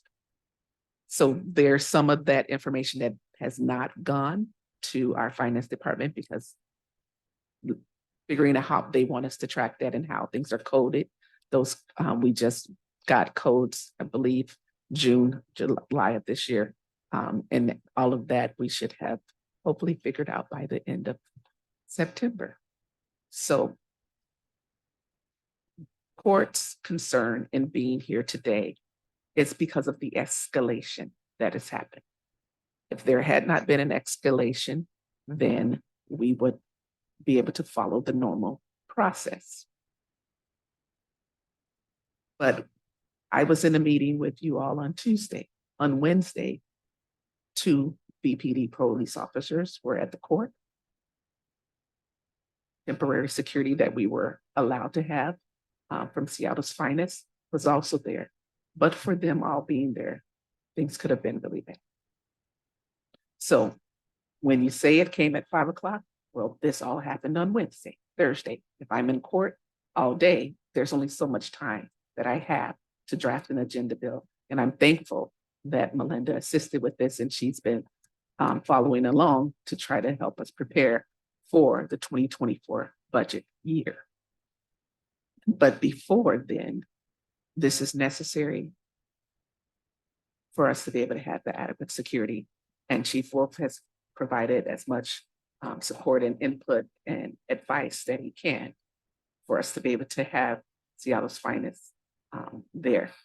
There are some state grant funds that are available for small jurisdictions like ours, but it has to be both armed security. It has to meet certain parameters as to what we're bringing in. And that would also be available for the 2024 year, which I'm looking into now. So as the court and the city council, the legislative branch that provides funding to the court is also looking at areas in which we can supplement, and when there's a need, new things, bringing in new programs, how funding can be brought in from the state and other entities, the county, the 1/10 of 1%. So I ask that you grant this additional funds, and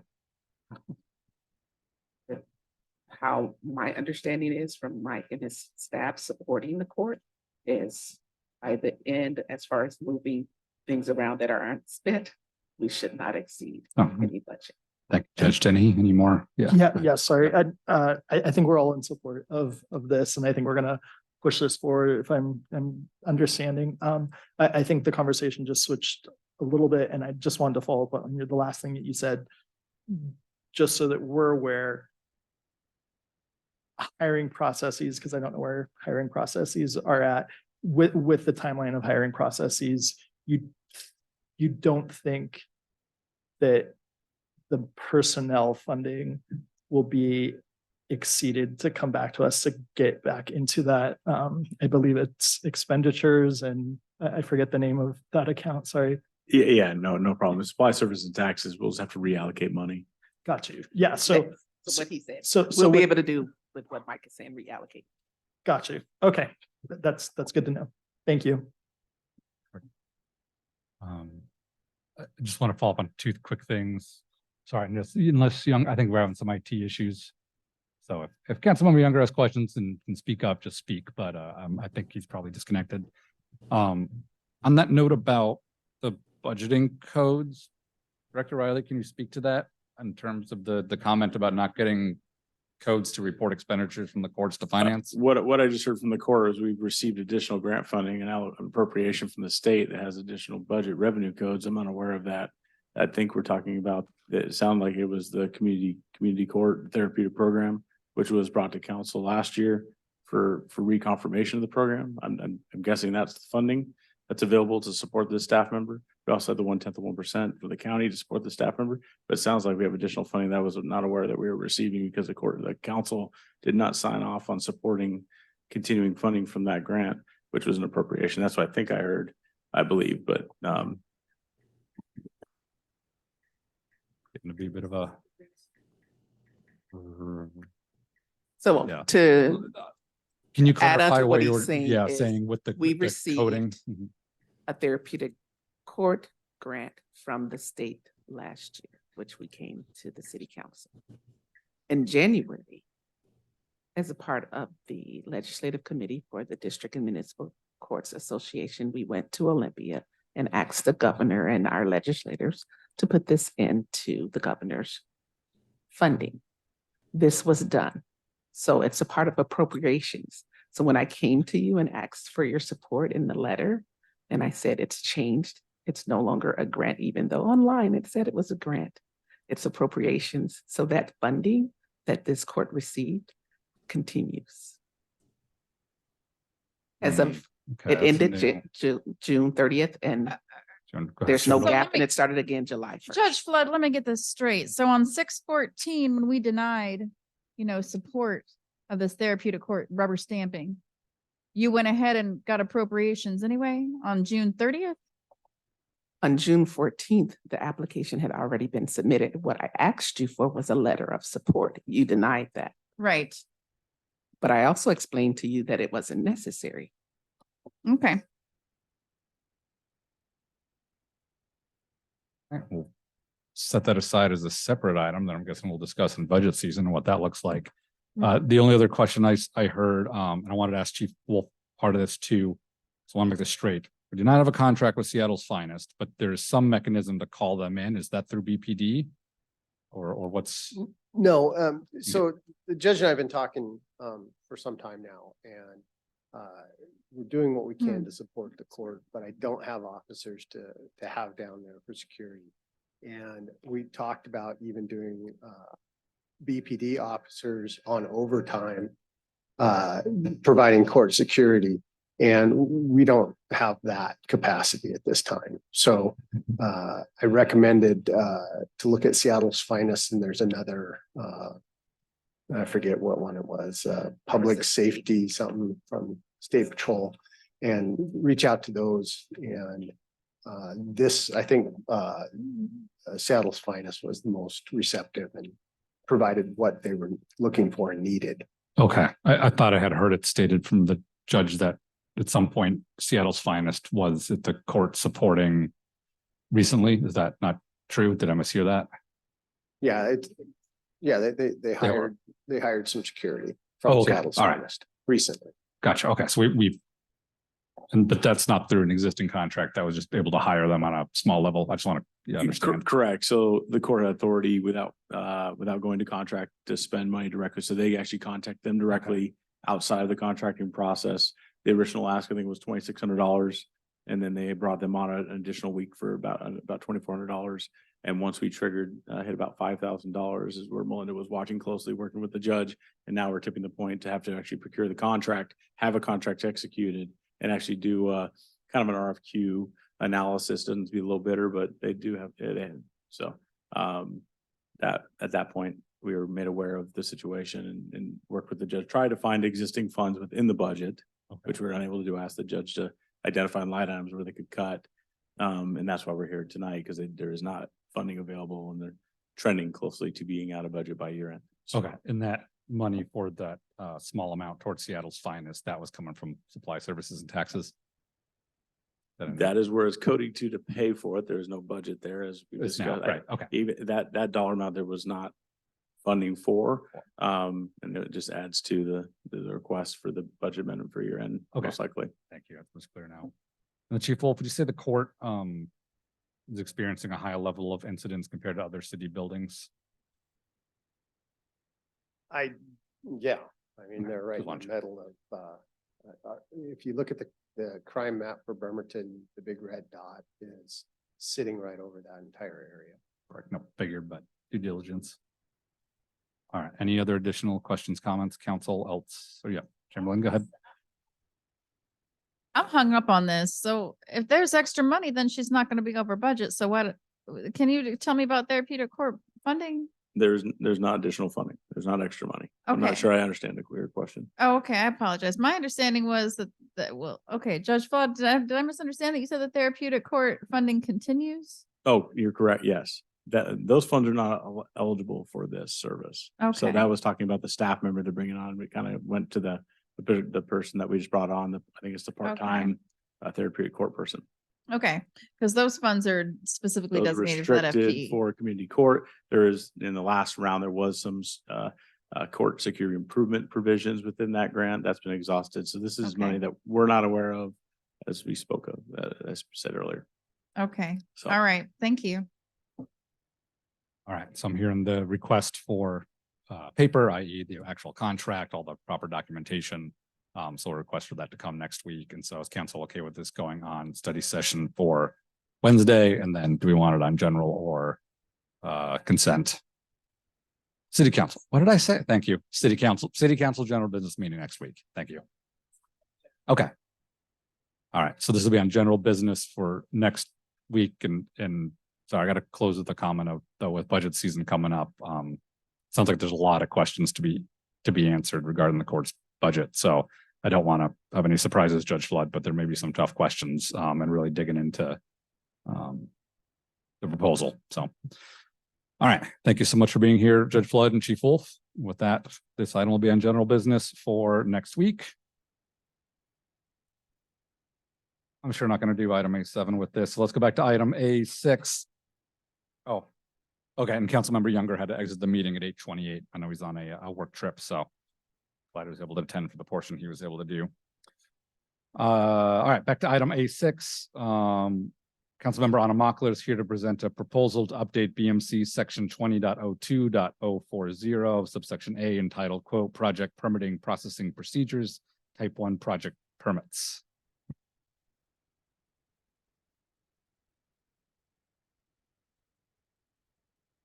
Excellent. So this is really just a response to seeing things suddenly appear. It's like seeing buildings suddenly appear in Bremerton and not having any idea what they are or like, yeah, so they simply appear. So I thought, well, that's odd because in many other cities, they have a big sign that says notice of proposed land use action. And it has a drawing of it and it has contact information. It has lists the comment period, all that stuff. So I looked at other cities near us and the county because they are all in conformity with, right, because Director Spencer has trained me well that everything has to be in conformity at every level, right? Like a municipality has to be in conformity with the county. The county has to be in conformity with the state. The neck bone's connected to the shoulder bone. I'm sorry. I've really been awake for a long time. I truly beg your pardon. I'm back. So I looked at all of their requirements for public notice. And if you'll look at simply a 2-page summary, trying to do you guys right. The only real difference is, you know, everybody has type 1, type 2, type 3, et cetera, permits. They have conditional use. This is common throughout all of these jurisdictions. But what Paulsbo does is they just say type 1 permits aren't just SEPA exempt. Is that a phrase that everybody knows? SEPA is a big deal. It's like yeah, okay. Everybody, like, if you have to do a SEPA review, that's like, oh my gosh. Like if you're putting in new windows, probably don't have to do SEPA review, right? But if you're like trying to expand your footprint into a wetland buffer, you would totally be doing SEPA review. Garrett, you can come sit here and frown more close up. Well, I'm gonna step in and say avoid personal comments, even though it's in good jest. All right, I know. No, I want him to frown. Yeah. If I'm wrong, I want Okay. him to Anyway. frown. I do. Back to the proposal. Yeah. So here's what happens is, according to Director Spencer, most of our permits are type 1. They're SEPA exempt or they're building construction demolition. That's kind of a wide thing.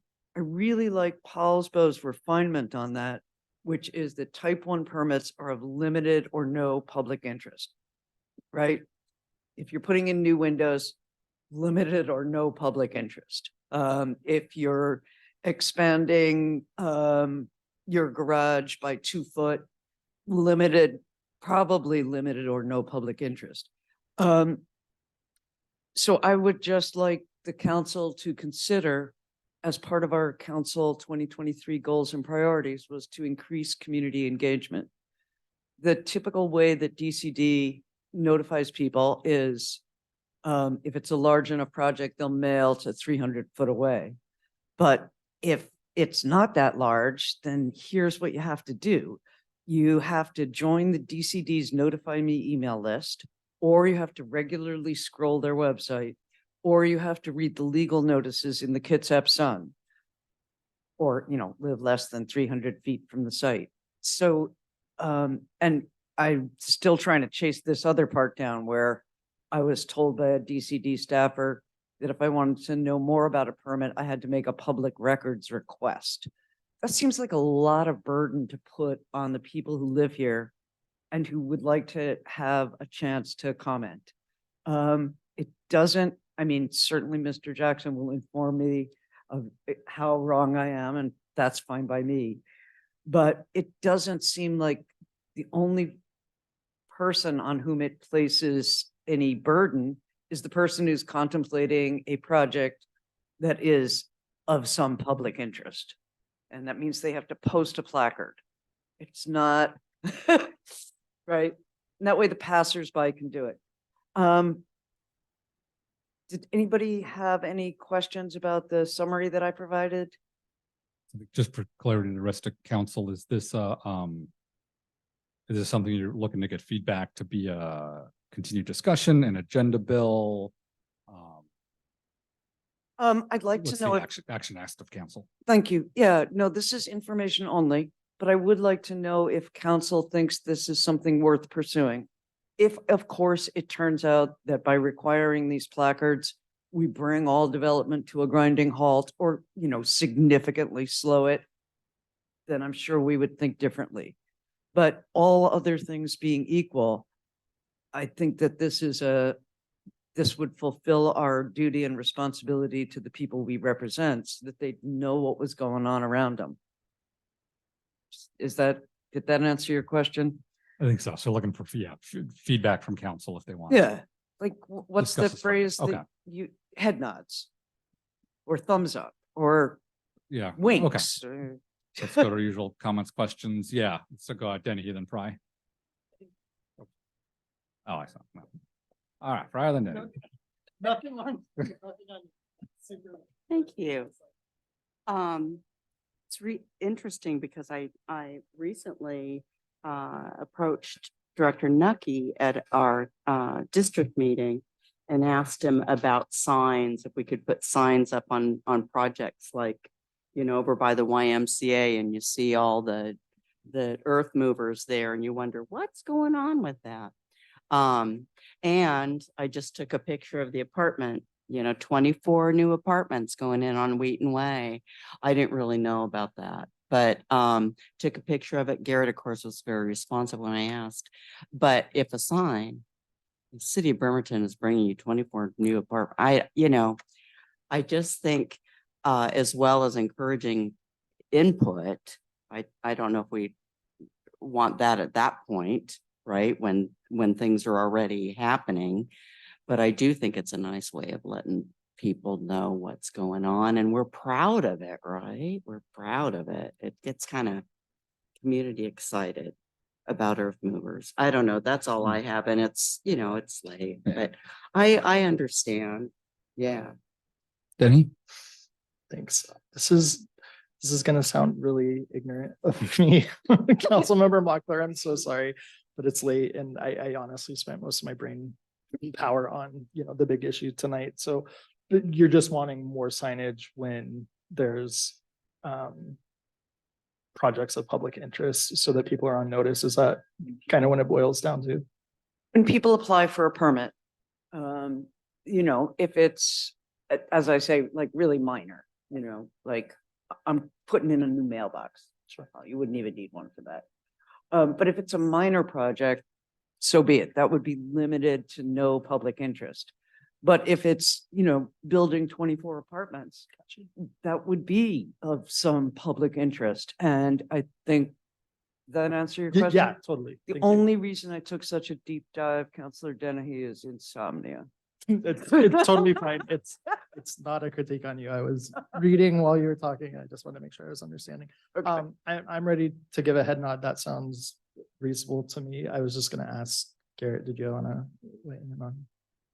Yeah, If that's possible, sorry. Yeah, please. So I have a couple points. First of all, being that when it comes to providing public comment, the biggest issue at stake is if we have a permit that allows for public comment, generally that gives someone standing to appeal. So first of all, I just like to say that Director Spencer has related to council on several occasions to this point that anytime we're going to be revising Title 20 of the BMC, it needs to go through the Planning Commission process, and that the Planning Commission is currently considering the comprehensive plan update. And so now is not a good time for the Planning Commission to be tweaking Title 20 for permit processes. And Anybody that's in the audience that has feelings about how permitting should be processed, please direct those comments to bremerton2044.com. We're in the middle of our comprehensive plan update. We would love to hear your opinions. That being said, we will go through the comprehensive plan update process and then directly transition into updating the zoning code. My second point is just to get to the meat of the argument, or excuse me, not the argument, but the item is permit predictability. And that when you give somebody standing to appeal, that makes permit predictability very difficult to understand. It becomes much more risky to apply for a permit and make investments in your city. So as I understand it, this proposal would provide an additional public process for any use, view, height, or footprint increases. And our current Bremerton Municipal Code has regulations for all of those items that went through the public process and were approved through the public process. So this would be potentially another, an additional public process that could potentially invalidate what's on the books already. And once again, if anyone in the audience has feelings about any of those items about height, footprint, use, proposal, what have you, please send them to our comprehensive plan website. We're looking forward to reading those. Now, lastly, the Department of Commerce estimates that there's going to be a need for another 1.1 million housing units over the next 20 years. And that has brought on this legislative session with the state of Washington, what's being referred to as the year of housing, where there has been a tremendous amount of legislation meant to create housing and do it easily in the state of Washington. And that includes provisions for easing and streamlining the local permit process, including SB 5290, which amended the Local Project Review Act. Now, there are now going to be penalties in the future if permit timelines are not met, up to and including having to partially refund people's permits for not being able to make those timelines. So the state has identified that the local permitting process is a bit arduous as it exists today, and that they are pushing jurisdictions to make that more streamlined in order to create the types of development that we need as far as population and job projections are concerned. Thank you. Thank you for that, Mr. Jackson. So you just transported me back to administrative law 2012. I think the only thing I remember is like the Chevron 2 Sept, but my next question is going to be then to Attorney Fennell.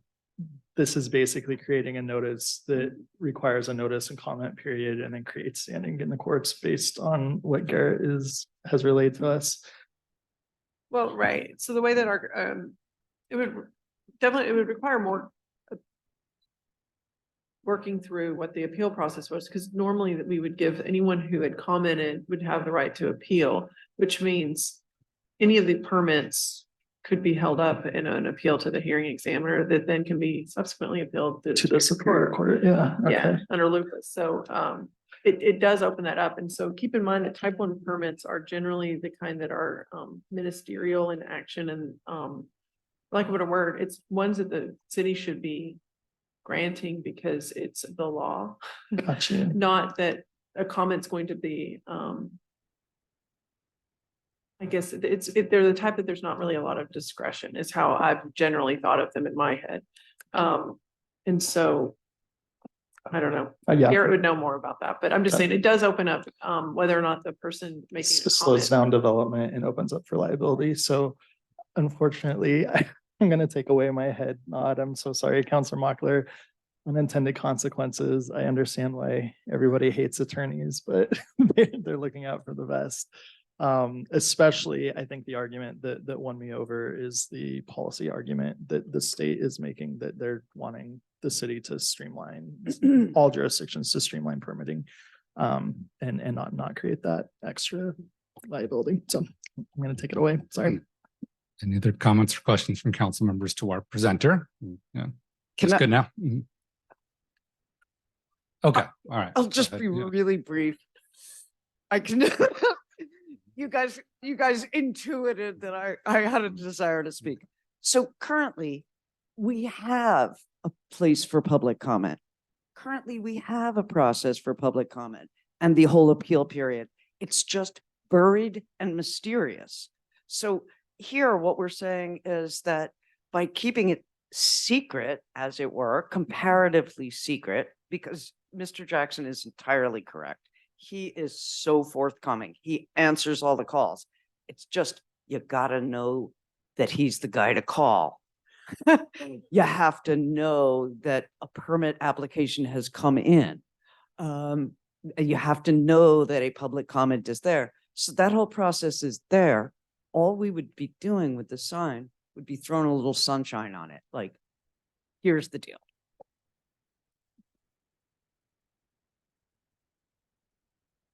I feel like we're always having these Hitchhiker's Guide to the Galaxy references. So, are we saying that it was posted at City Hall? But like, so if some major thing's going to happen to property, there's nothing that goes up, or there's a point where they put something up on the property, right? Yeah, if you would indulge. Yep. So Councilmember Mockler referenced SEPA earlier.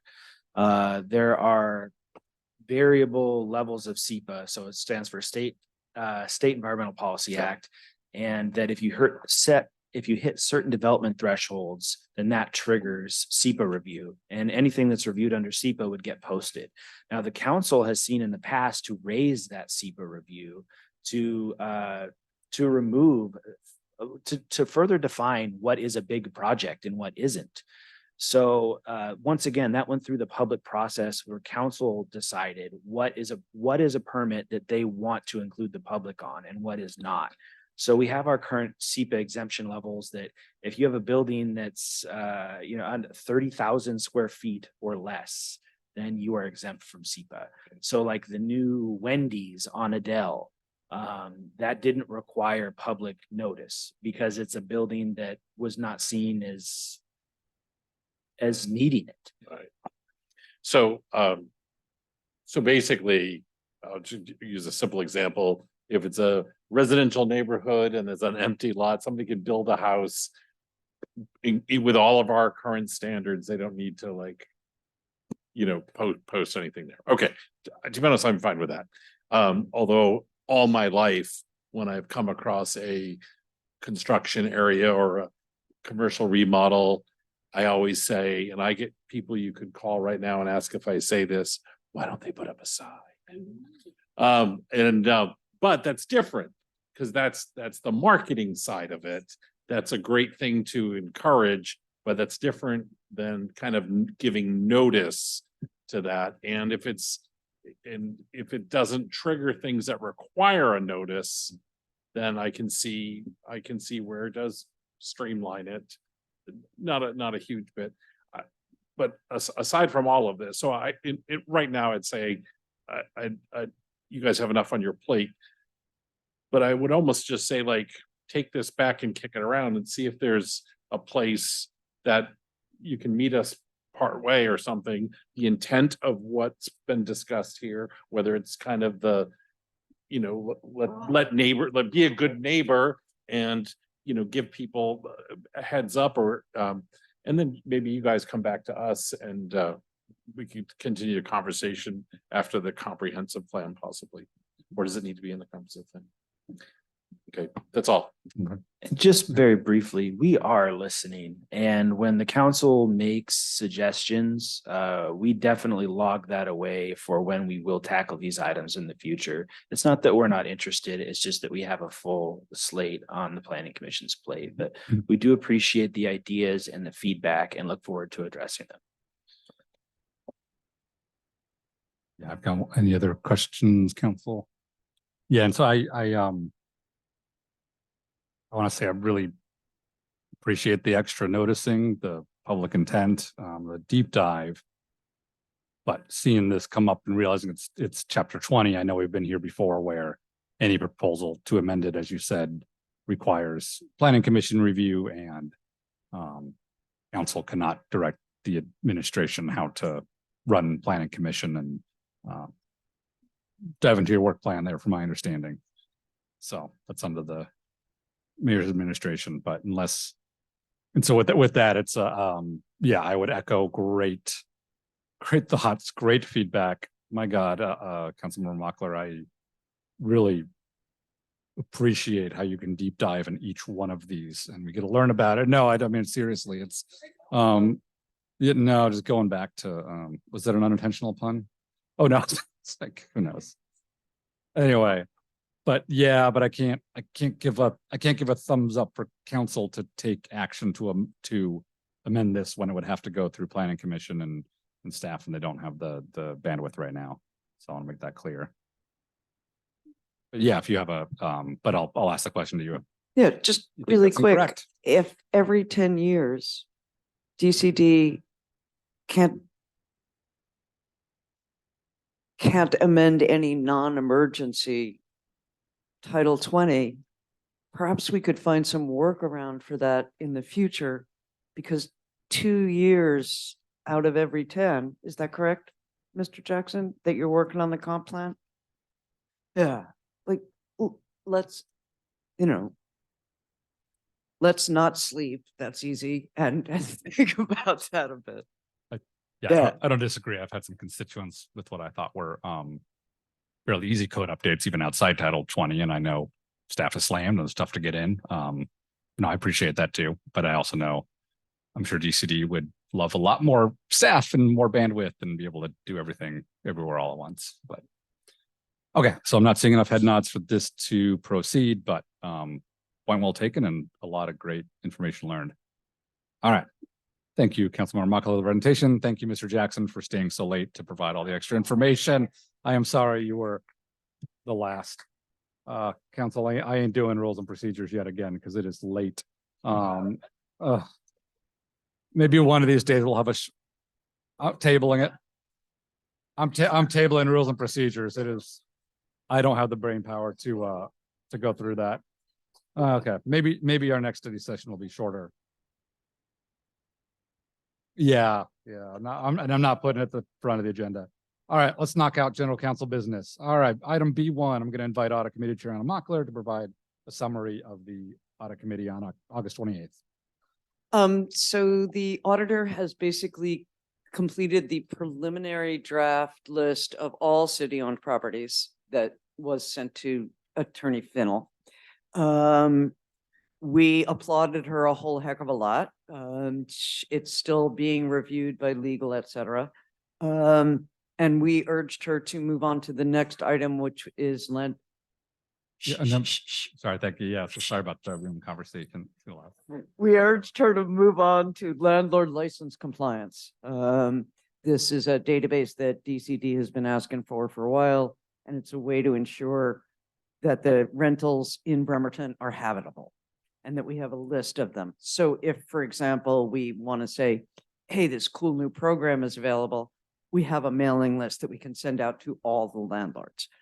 Other than that, we have changed the meeting date from 4th Monday to 3rd Monday, which will be nice because it won't conflict with Christmas and Thanksgiving.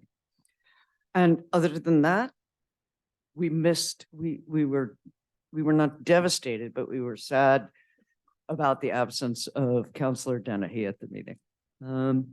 Yeah, that's it. Can I just jump in with one comment there? Sure. I just want to publicly recognize Chair Mockler and the auditor and Christine's really hard work on both compiling. Yeah, Christine's amazing. Like they're compiling both the affordable housing lists that we were then able to use in debate tonight and in the current process of making sure that rentals are habitable. So thank you.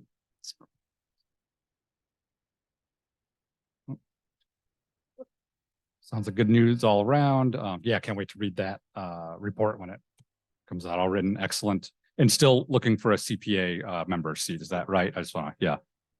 I have approached a couple of CPA firms in Kitsap County. Oh, shoot, there was one thing I forgot because I don't want to do it, so I forgot to do it. but I've been approaching legislators and everybody that I can, you know, because before the state legislature comes back into session, we need a CPA. The audit committee has now been without a CPA since June. They asked me to extend the search to the Kitsap Peninsula. My experience has been that the CPA we found was not even willing to spend $250 to retain his Washington certification to stay on the committee. People who are not connected in any way to Bremerton. But I promised that I would bring it to you, so I am bringing it to you. If you feel we should expand it to a larger area, we will do so. Yeah, I personally support that. Just council last year did update the bylaws so that we could have a CPA specifically that is from, I believe, anywhere in Washington. My memory's right. Yeah. Or at least that there was no location-based criteria for the CPA. Have to look it up. Washington certified. That's right. And that was the issue. Okay. So Washington. Yeah. So definitely support. And if there are any CPAs that are bored at 9 o'clock on a Wednesday watching a council meeting that also has spare time to volunteer for a city, let us know. We know you're out there. All right. Thank you, Chair Mockler. Unless any other burning questions on that, I'll pass it over to Public Safety Committee Chair Fry. If there's anything from the September 5th Public Safety meeting we didn't already talk about tonight. The only extra thing I would think would just be to reiterate the impact of the loss of the levy on the fire and police departments. It was already hard to recruit and retain, and now it's even harder. One thing I've learned is that our law enforcement and fire professionals are really looking for opportunity for advanced training, for specialized training, and the smaller departments, you know, just can't offer that the way the larger departments do. And so anyway, I think they're continuing to do well besides that, but they're stretched mighty thin. And what we're seeing on the streets, you know, it's hard as we talk about all what we're doing right now with this camping ordinance. You know, I think it's important to remember that the other people that are affected by it are our law enforcement and fire EMTs that respond to the emergencies. Many of them are health emergencies. So anyway, the morale is not super high right now in those departments. So, and we're looking forward to just hearing what the plans are possibly to reintroduce that opportunity at another time. I think everybody was trying to take responsibility. You know, the union was taking responsibility, the chiefs were taking responsibility, and yeah, so disappointing. Karen. Yeah. Oh, goodness. Good enough. Go ahead. I wanted to provide an update that I didn't provide at public safety and that I'd meant to, because we were talking about other things. And it came up in a comment last week about funding spent on our ILA with Kitsap County to divert some of our cases to Kitsap County. I just wanted to update that none of that money has been spent. The Kitsap County actually has not been able to help us at all. And so we have not forwarded any cases under that ILA. They ran into staffing issues on the public defense side and actually had to issue a letter earlier this month that they're not, they're in a crisis as well with regard to public defenders. So we have not received any relief from the county on that. And I meant to report out on that at public safety and I didn't. So. Yeah, that was a citizen question.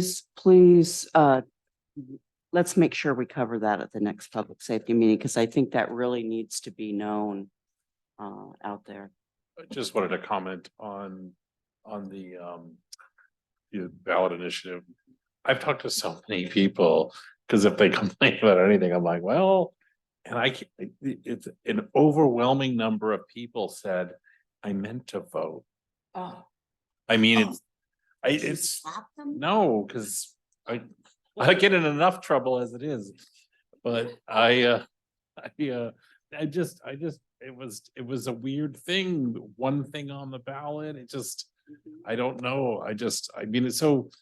I don't know if it's as resounding a signal from the community as it seems, but we have to, yeah, it was, you know, it's crazy. People just try to do their best to check out. I'll comment too that I also think there was just a general lack of leadership on organizing a campaign for that. I mean, yeah, I mean, gosh, okay, I mean, you know, our police and fire staff are spread so thin, they don't have a lot of spare personal time to be doing this on their own. Yeah, there really needed to be a spearheading committee that actually formed a like a normal group that would support a ballot initiative and go out and do the pro statements and yeah, so I think we should keep discussing that because I know this council obviously supported putting it on the ballot and going forward with it. So great to hear public safety maybe brainstorm on how to make that successful. Chief Wolf did mention that he had not been aware of the resources available through unions for something like this. So I think that the fire department was much more well aware of that, but still they weren't able to mobilize because of what you're talking about, burnout and scheduling and, you know, all of that. Sorry, I have to clamp down on side conversations just for public awareness and record. No, it's good. Yeah, I know. I know. What did I just say? Oh, he said he hadn't been as well aware as he should be about opportunities within the union, the police union, for supporting this kind of a dcampaign. Isn't that, I think I remember, yeah. The FOP, they just kind of signed up with the FOP recently and they Yeah. didn't, but they're going to be better next time with the Yeah, unit. yeah. They know more. They know better now. Well, thanks for continuing to discuss that. Any other regional or committee boards briefings? Go ahead, Makla. Sorry. Yep. Kitsap Transit Board approved a new safety plan. We're gonna be fare-free Sundays through the end of 2024. 2024 goals, here's the ones I added in, which is restore Sunday service in full. Dial-a-ride, expand Dial-a-Ride to Bremerton. It's in Paulsbo, it's in Bainbridge, it's in lots of other places in Kitsap, not here. And it's also a way, Dial-a-Ride, it's where you just, Sorry, microphone just for online. I know. I said I thought they were just announcing I was going to Bremerton. I thought I just saw in the news or the Kitsap Transit blog, that they Great. were doing the kind of like it's, I want to call it BI ride because they've had it for 100 years. But this one is, well, they have the BI ride and they have it in Paulsbo, but they keep telling me that it is too expensive to do it in Bremerton. And I've asked for like how much it would cost and I keep not getting it. Really happy to be wrong on this. Anyhow, they use the ridership data from that to determine where new routes need to be. So it, like, as the densest, largest city on the peninsula, it'd be a help. Really interesting thing, former Senator Christina Rolfs was looking at the list of surplus vehicles. And she said, why can't we sell them at fair market value to nonprofits? And we all went, what a great idea.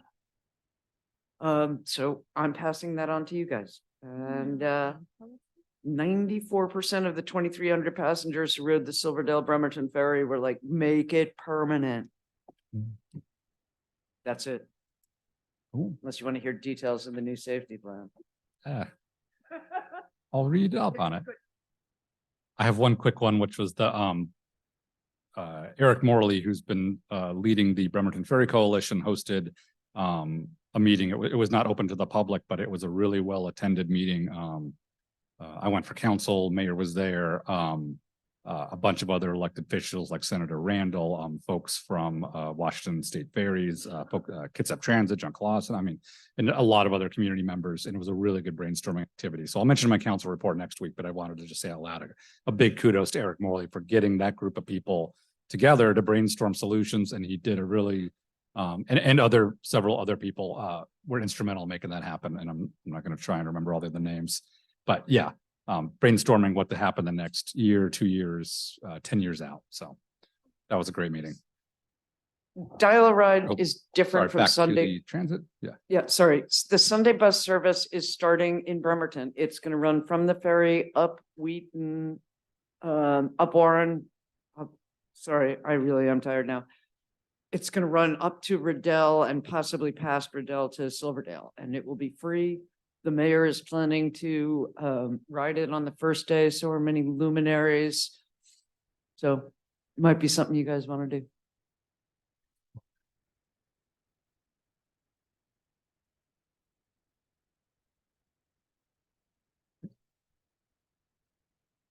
I know. Incorporating the on-demand Dial-A-Ride, not just on Sunday. Okay, let's hash that one. Let's hash that one out offline or present it in a council report next week. Let's present a council report next week. All right, good. All right, Maybe you Vice want me President to- Chamberlain. Maybe you want me to present it at my council report, but let me tell you, you guys, that Sugar Pine neighborhood had like 150 people show up. The mayor was there. The chief of police was there. Y'all, it's online. I got yelled at a little bit for something that I'm glad it's no longer going to be my responsibility after we pass an ordinance. But I will share a little bit more about that at the next council meeting. I have contacted everybody in my district. I've kept up on that I can tell. I've contacted everybody with a follow-up, and y'all saw it. There's a lot of people. So thank you. I'd say, well done. It's not easy on those meetings, but I'll, unless, is there any other burning general other council business? Okay.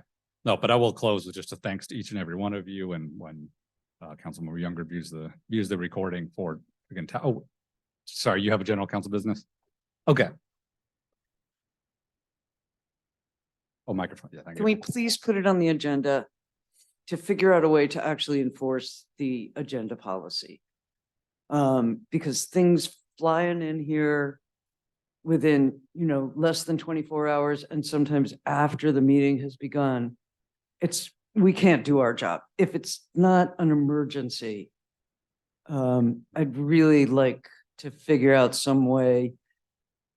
Like I can I think respond. let's have council be the bad cop and the staff can be the good cop. So, yeah, I'll respond. 99% of the time, agenda policy is followed. Department heads especially do a fantastic job of getting things on time. In rare circumstances for city departments, looking at Director Nucky sitting over there, for example, he'll, once in a while call me up and say, this just popped up, and we'll talk through it. And I'll go, yes, that's clearly a truly unexpected pop-up event. Put it on the, yes, absolutely. That should go on the agenda. So I am, whoever's in the seat, council president can grant exceptions to the policy to allow things on the agenda.